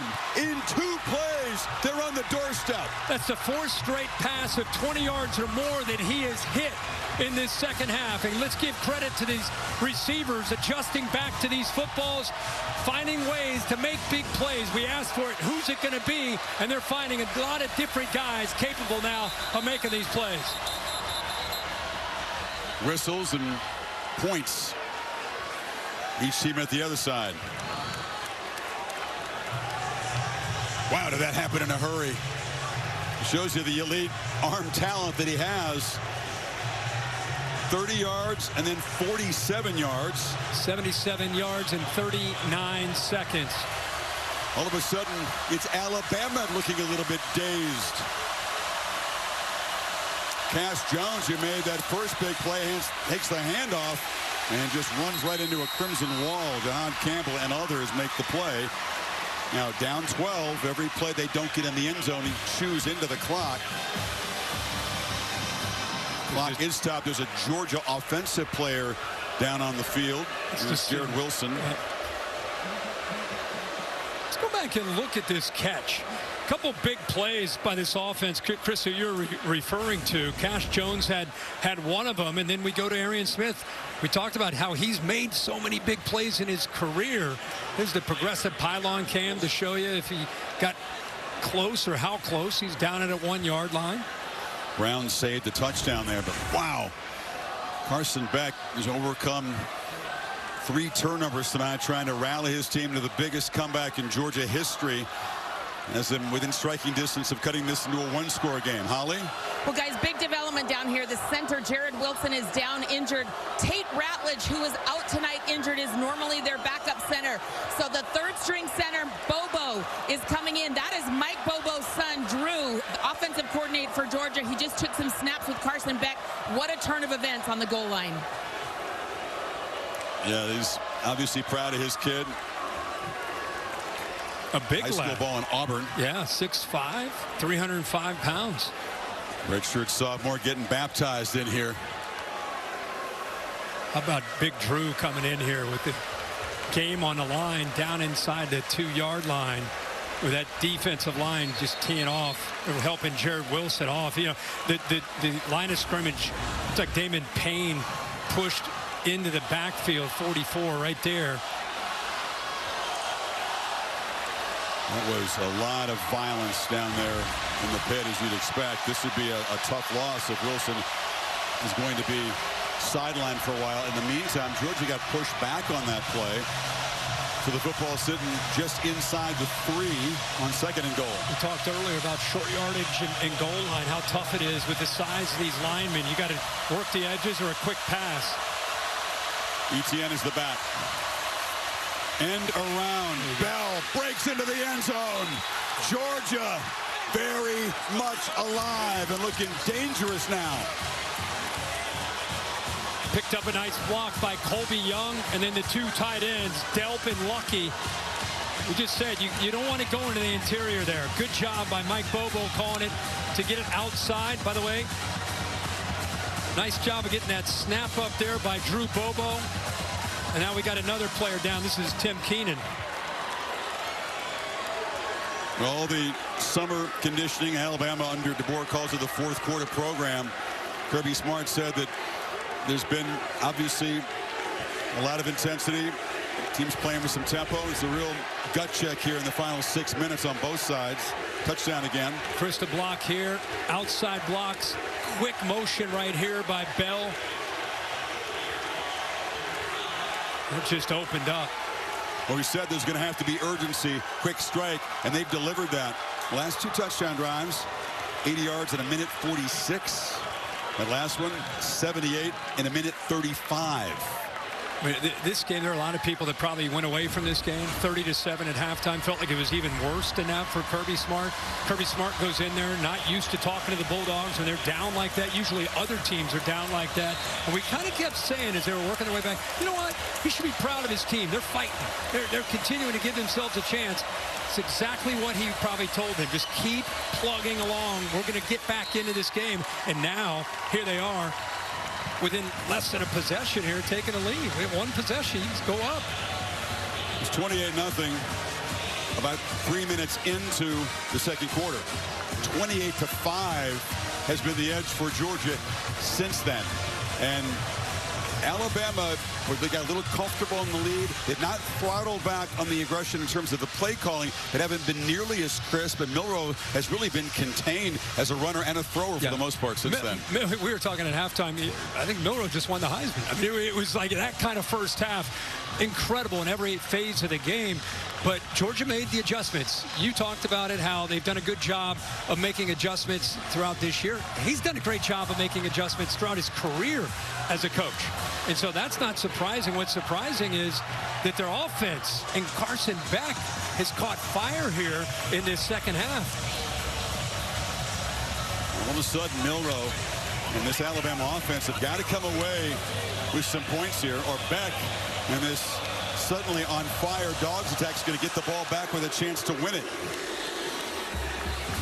And this is mishandled by the freshman. A disastrous play. They have to just fall on it. That was Ryan Williams back there. Not a role that he's really played as a returner. Inexperience showing, and they're really backed up. And they're looking at each other. You know, they're looking at each other. You have it, I have it, do you have it? And again, that's a 17-year-old. Not that it's his fault, but it's just miscommunication. And Adams just says, I got to get on top of this football. So they're inside their own 5-yard line. Alabama had 355 yards of offense and 30 points in the first half. They have 98 yards and 3 points here in the second half. And now they're backed up into the, what are they, the 2-3 yard line?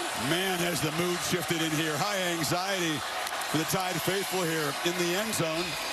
Haynes trying to run out, just gets a little breathing room out near the 7. How crazy is momentum in this sport of college football? In Alabama, their fans have been singing songs and having a great time and thinking about what they're going to do after the game. I'm talking about the majority of this game, 85, 90% of the game. And Georgia just kept battling. Here they are. Milroe from the end zone. High throw, dangerous, and the catch is made for a first down by Jeremy Bernard. Not quite as accurate in the second half, Milroe. Bernard had to make a nice adjustment there. And Miller got pressure on Jalen Milroe and forced him to throw that ball and kind of fall back as he threw it. And I think that's what impacted his accuracy.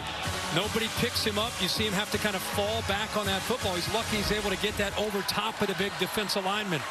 So a fresh set of downs, a chance to bleed more clock.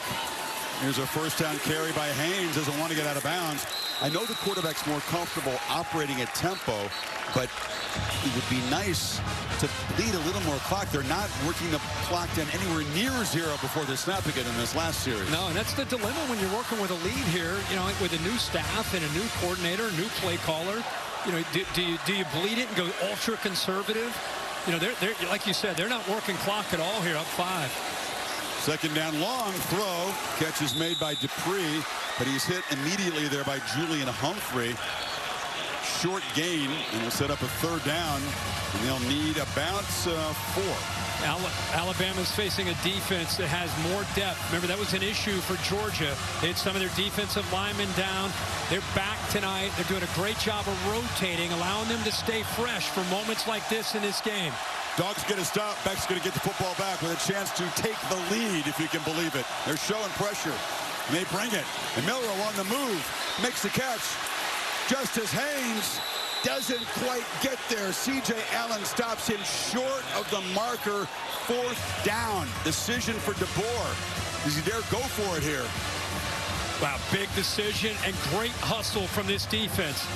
C.J. Allen was blitzing on this play. Number 3, he's in the middle of the defense. Haynes makes Malachi Starks. Look at 3 in the background. Without that effort, that's an easy first down. He gets him short with the effort, and Georgia stops Bama. They're going to punt the football and credit C.J. Allen for that play right there. The miscommunication, the mishandled kick return really set him back, proved to be costly. And now Burnip will try to deliver a bomb if he can. Anthony Evans standing back at the Georgia 28 and steps up to make a fair catch at the 33. Now Carson Beck has looked incredible in these last 2 drives from Georgia. mixing up. Just seems like he felt like he's seeing the coverage, trusting his receivers to adjust the ball and make plays. It's been everybody. Colby Young, lucky with a touchdown. Here he slips out. Cash Jones out of the backfield. Takes a shot here to the veteran Arian Smith, who adjusts back to the football. Unbelievable job, and now he gets the ball in his hands, down 5 with 2:42 to go with 3 timeouts. Trying to complete what would be Georgia's biggest comeback ever, and the biggest comeback ever in that top 5 matchup, keeping alive that 42-game regular season win streak. Plenty of time. We don't need to play urgently here. But he's looking to throw that downfield. Has a man wide open.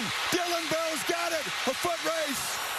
Spins, spray in, scores. Can you believe it? Georgia has the lead. 67 yards.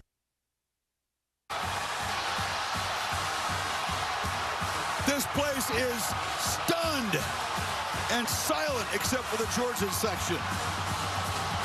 I mean, I'm in awe of this. This is what makes this, oh my gosh. This is what makes this sport so amazing. Carson Beck with the play maybe of his entire career. If you consider how badly it started.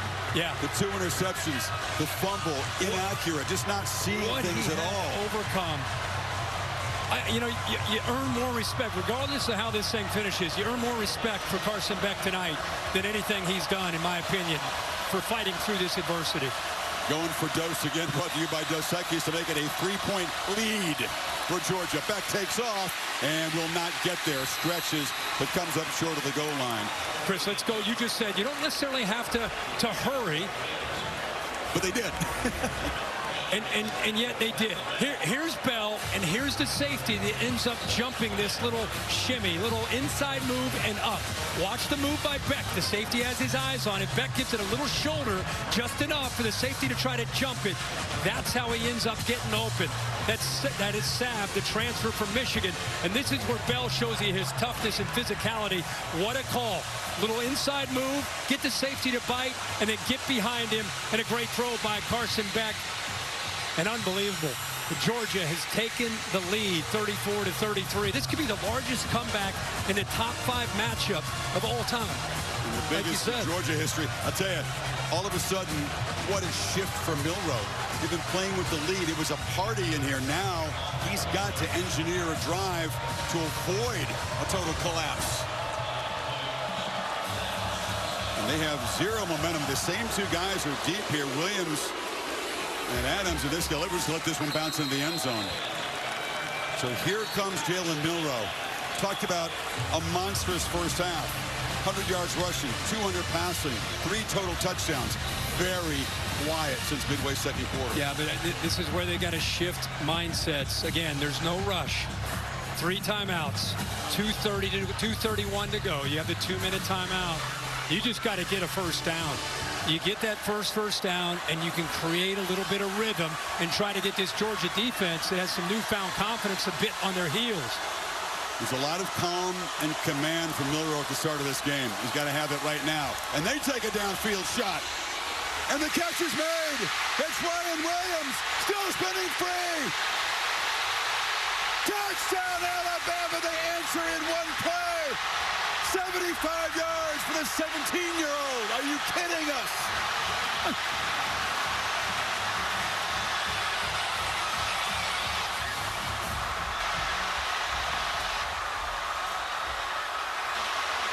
Pandemonium in here. Unbelievable. We're saying just get a first down, create a little rhythm. Instead, they go for the jugular, middle field safety, one-on-one matchup. Why not go to the 17-year-old lined up that time against an inexperienced corner who's got talent in Humphrey? What an adjustment back to the ball. This kid just has the it factor, and he showed it right there. Time to go for Dose again. A lot of beer handed out here in the fourth quarter. Dos Equis bringing it to you. This to make the lead 6-7 actually. Low throw, goes down and grabs it. Jeremy Bernard.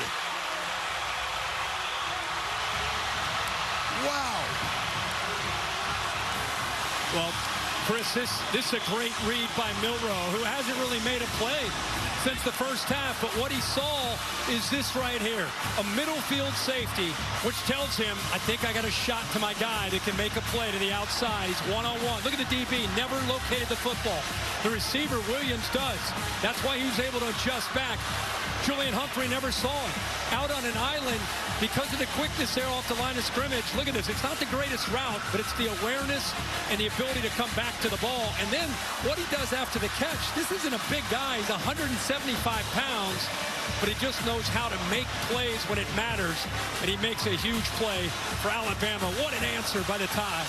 That was special in about 3 ways. The speed to get open, the adjustment that he makes, and then the elusiveness, the spin move down the sideline. This is Bernard going down low to ground the 2-point try. Beat Malachi Starks there man-to-man. So Georgia, after all of that, had the lead for 13 seconds. Yep. And they find themselves again needing to rally. Again, they have plenty of time. That's the downside of striking so quickly. They left Georgia the 3 timeouts plus the 2-minute timeout. And this Bama defense is all of a sudden really, they have to find some answers here in the back. Are you okay? You got some big calls here. I mean, I'm excited. You got 2 18s, so you better get him some water. We got. Will the Dolphins and the Titans deliver on Monday night like this? I'm not counting on it. I'm not feeling that. What's Carson Beck thinking? He's been really in the zone. I mean, is it just going to be heave-ho downfield again? He doesn't have to do it. But he doesn't have to. I mean, why question it? The way the receivers are playing, the way he's seeing coverage right now. I mean, it's survival of the fittest. You know, it's a battle, heavyweight battle. Imagine this, though. You're going to come all the way back. You take the lead for the biggest comeback in the long, proud tradition of Georgia football, and now you got to go back out there in a heartbeat. But you got a down 7. You got a red-hot quarterback. You got to keep believing and keep trusting. The 3 timeouts, again, plenty of time.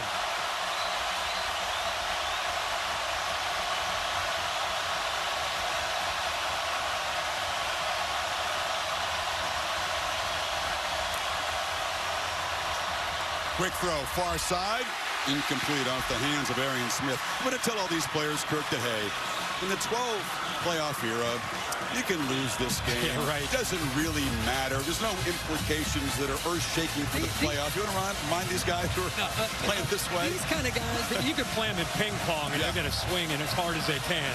These just competitors right here, giving it everything they have on both sides. I think you keep being aggressive. His young secondary from Alabama struggling to locate the ball. Beck escapes, takes off, and no slide. Dives short of the marker. And we got the center, Jared Wilson, who was out down near the goal line that last time, is back in the ball game for the Dogs. That's a comfort to the quarterback who had his wristband ripped off his hand there. Had the backup ready to go. So that is the 2-minute timeout. Georgia's got 3 more to work with.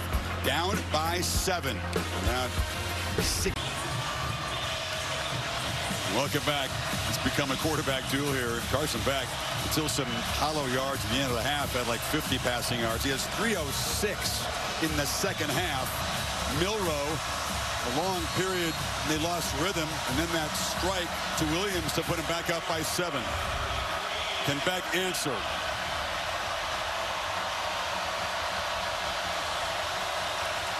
A lot of cushion. Alabama playing off these receivers.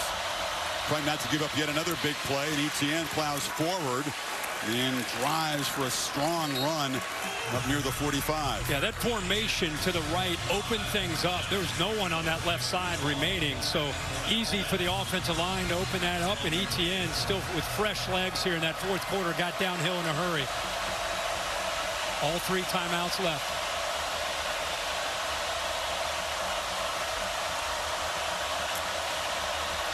Pressure comes. They pick it up and back off his back foot. A battle on the sidelines. No flag as Keon Sabb was defending Lucky.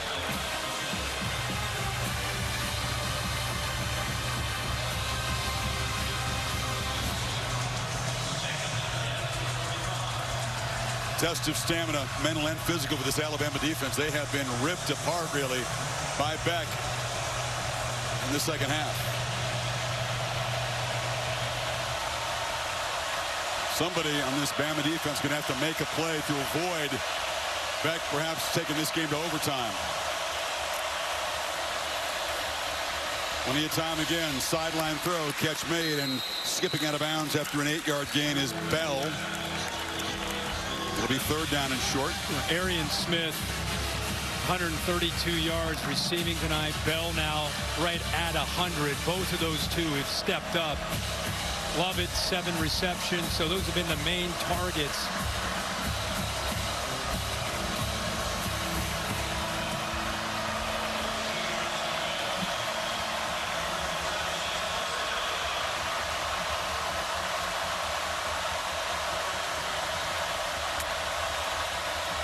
They fake it to Etienne. Beck looking to launch downfield, and it's incomplete. Another battle for the football between Lovett and Devontae Smith, who's come back in the game, and it's fourth down yet again. You know, Young does the hard part there, but he just doesn't hold on to the ball. That ball's thrown behind him. That's very tight coverage that time, but by Smith, does a great job of coming back, just doesn't hold it. Fourth down. Ball game on the line here if Alabama can get a stop. They are press man across the board, tight, making these receivers work for it. The only soft coverage is there.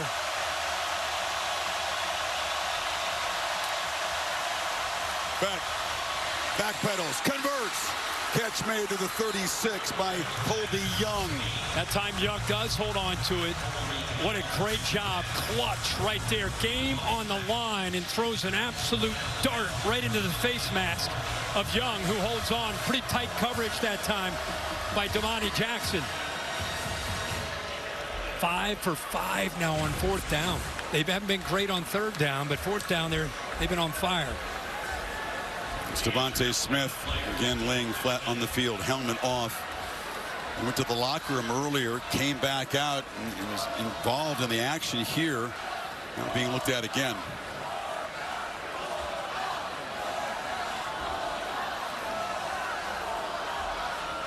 So with Smith down, either team taking a timeout there, and they'll help him off the field.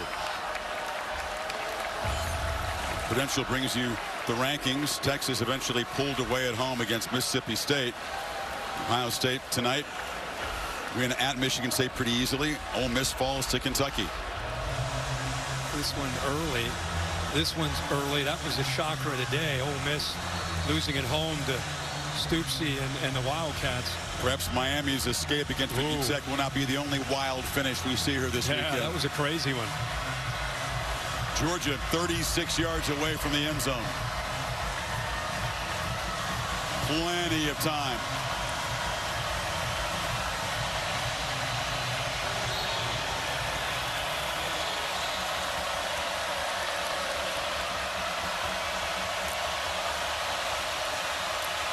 Beck rolls out, scans. Could have thrown or ran that time. That time tucks it, dives forward for a short gain. Clock running. Yeah, Kirby uses a timeout there. Smart decision by Beck. Once he cleared out of the pocket, rolled right, there's nobody open. Alabama had everybody covered, and so instead of throwing it away, at least he picks up a few yards, and they use their first timeout. See, Kirby wants to kind of hit the pause button here. Let's stop and think this out. You don't have to play in a hurry here. They do still have the 2 timeouts. I love to watch the communication.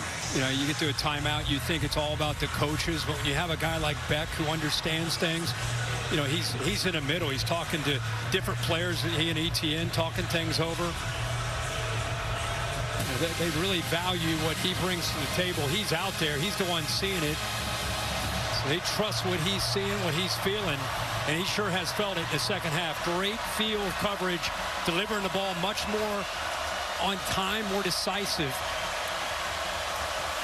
Milroe, who just put his team back in front, perhaps wishing he could have spent a few more seconds on the field. Got a matchup up top, one-on-one. Final minute of regulation. There it is. Look in that direction, looping throw, battle broken up. It was just a little bit underthrown for Young. Zabian Brown, the true freshman, out there on an island. They intentionally put trips into the boundary, and they went to the other side one-on-one against the young true freshman. You got a veteran, the transfer from Miami, who just tries to adjust back to the ball, never really had a chance. And look at the freshman, never located the ball. He's lucky he didn't make contact and have a pass interference. But I love that play design there by Mike Bobo to give a receiver who's been around the game for a long time, a veteran at 6'3", a chance to make a play. And Brown, who was a modern-day high school powerhouse in L.A. last year, stepping up on this huge stage. 3rd down, 8. Flags down. A false start there. Looked like the line of scrimmage. Lawson Lucky makes the catch. Yeah, I think you have the receiver moving at the bottom. You also have Alabama moving. Offsides. Defense, number 14, in the neutral zone at the snap. The penalty is declined. The result of the play is a 1st down. The runner was out of bounds. The clock will start on the snap. Yeah, Bill, I don't know what's going on here. You have movement here, but you also have movement in the trenches. How'd you handle that one, Bill? It's a live ball foul. He came into the zone, then the ball got snapped. He drew no offensive players off. So the receiver moving as well. Okay. Georgia 20 yards away. Back. Launches for the end zone. Jump ball. Intercepted. And Zabian Brown, the freshman, makes a game-saving play for Alabama. About stepping up in a massive way 4 games into your college football career. Unbelievable. You know, instead of being press man, Chris, the true freshman gave the bigger receiver some room. About 10 yards off the line of scrimmage. You'll see him as you way out to the left. And what it allows him to do is this time, look how he locates the football. The previous time, he did not. This time, because of the cushion, he was able to see the ball. And he's got the athletic ability, once he sees the ball, to be able to go up high point and be an athlete and take it away from the taller receiver at 6'3". You know the comparison they made, Zabian Brown, Womack and company? Patrick Surtain, as a freshman, just came in incredibly locked in. Tremendous understanding of the game. So instinctive and obviously athletically gifted. He took about a Hall of Fame guy. That's the comparison they make about Zabian Brown. There's something about Alabama defensive backs. Yep. I mean, Saban left the cupboard far from bare. They had to keep the commitment to the offensive side with 6 catches, 177 yards. Man, what can you say? I mean, Alabama wins this game. It's a big showdown in week 4, but Georgia left for dead at 30-7. Didn't look like they had any clue how to stop Milroe. Deserves a ton of credit for getting in there at halftime, fighting back, taking a lead, albeit it lasted 13 seconds, but having the ball with a veteran quarterback in the red zone and having a chance to maybe take the lead and win this thing. So battle of the Titans, and it lives up to the hype there in this second half. And we said there's some wrinkles. There's some unknowns. 2 guys who were in high school a year ago, as you pointed out, made the monstrous play. They both wear number 2 in crimson. The eventual game-winning touchdown by Ryan Williams. I had a brief chat before the game. I said, you don't look like this is too big for you. He goes, no, sir, I'm ready. Georgia thought they might pull off the biggest comeback in school history. Alabama struck back, and Georgia denied in the end zone by an interception.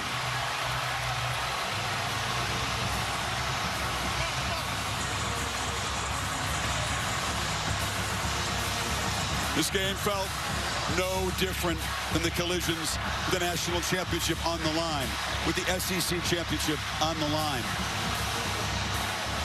Every bit as hard-fought and compelling.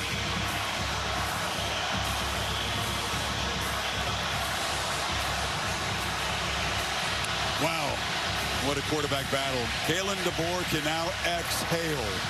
I have a feeling we're going to see these 2 teams again. Thank you, Chris. Coach, what did you think when you saw Zabian Brown's interception just now? I know he's a smart guy, and sooner or later, he'd read what was going on and make a play. Super proud of the young guy, you know, learning. He's only going to continue to get better. He's a heck of a player. Georgia came fighting back. You expected that they would be able to do something like that. What can you say about your team holding on in the end? Yeah, they're a great football team, you know, and you know that you're gonna get that pushback by them. And I'm proud of our guys, you know, coming back with a little firepower of our own and making our plays when we needed it most. How about the performance of Jalen Milroe tonight? Yeah, I think, you know, coming out of the gates, and, you know, I really felt like the last 2 weeks of practice, there were some steps that were made and some little things. And he's got more ahead of him, too. There's more room to grow. But he did a great job. We gave him some time. He got comfortable early. And, you know, he can do it with his legs and through the air. Congratulations on your first SEC win as Alabama's head coach. Thank you. Go Tide. Holly with Jalen Milroe. Well, Jalen, what a turn of events. What's going through your mind at the end of the game there? Your defense is trying to make a play. The biggest thing that we have on our team is grit, determination, is commitment from everyone on the team. Offense, defense, all clicking on all cylinders. We've been trusting upon one another. I think that's so important when we play great teams like Georgia. We knew it was going to be a fourth-quarter ball game. It's all about trusting in our level of training, never rising to the occasion. So I thought that was very important. And I'm just proud of the defense, proud of our offense, just constantly just going and attacking. You started this game and put a lot of points on the boards by being quick and using your legs. You finished the game by having great accuracy. Tell me how you balance both. I think the biggest thing is having eye discipline. And it all factors into practice. You know, Coach DeBoer talks about eye discipline, being keyed into your details. And I think that's so important when you're playing a team like this and then falling back to, you know, back practice and then building upon that. So I think that's so important. And it was a key factor into our success today. Georgia had taken the lead in this ball game. You take the field. Tell me what you saw on that play with Ryan Williams. It's all about matchup. You know, find your one-on-one, find your matchups. And those plays is something we call patty snatch at practice. You know, this is something we repetition. You know, so important. It's all about trust, and I trust in Ryan Williams, and I gave him a play on the ball. It's early to play a team like Georgia, but how does this win give your team momentum moving forward? I think it's so important. You know, every game that we have, we want to keep building. You know, not one game can be our best game. We just got to keep climbing, keep getting better. I think that's so important for our team. You are electric tonight. Thank you so much. Thank you. Roll Tide! What a difference from a year ago this time. 491 total yards, Kirk, and for the fourth consecutive game to start this season, multiple rushing and passing touchdowns. 4 for 4. It's incredible. Yeah, and in that first half, just could not be stopped. I mean, it was just a tale of two halves. What maturity, by the way, there in that interview. Just nothing. Those of us who know him, you wouldn't expect anything else. I think both these teams grew up tonight, and will be exciting to see where they go from here. Wow. Here's how Chris Stewart called the game-clinching interception by Zabian Brown. This is month number 1 of the season. Beck looking, firing towards the end zone. That is intercepted. It's picked off. It's picked off. Intercepted. Alabama gets the pick. The interception is made by Brown. Alabama getting Zabian Brown with the interception, and the Crimson Tide takes it away with 43 seconds remaining.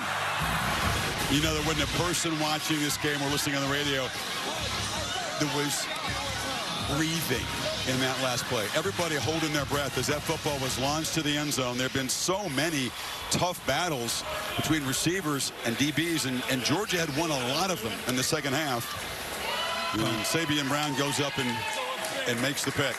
I thought we acknowledged it and talked about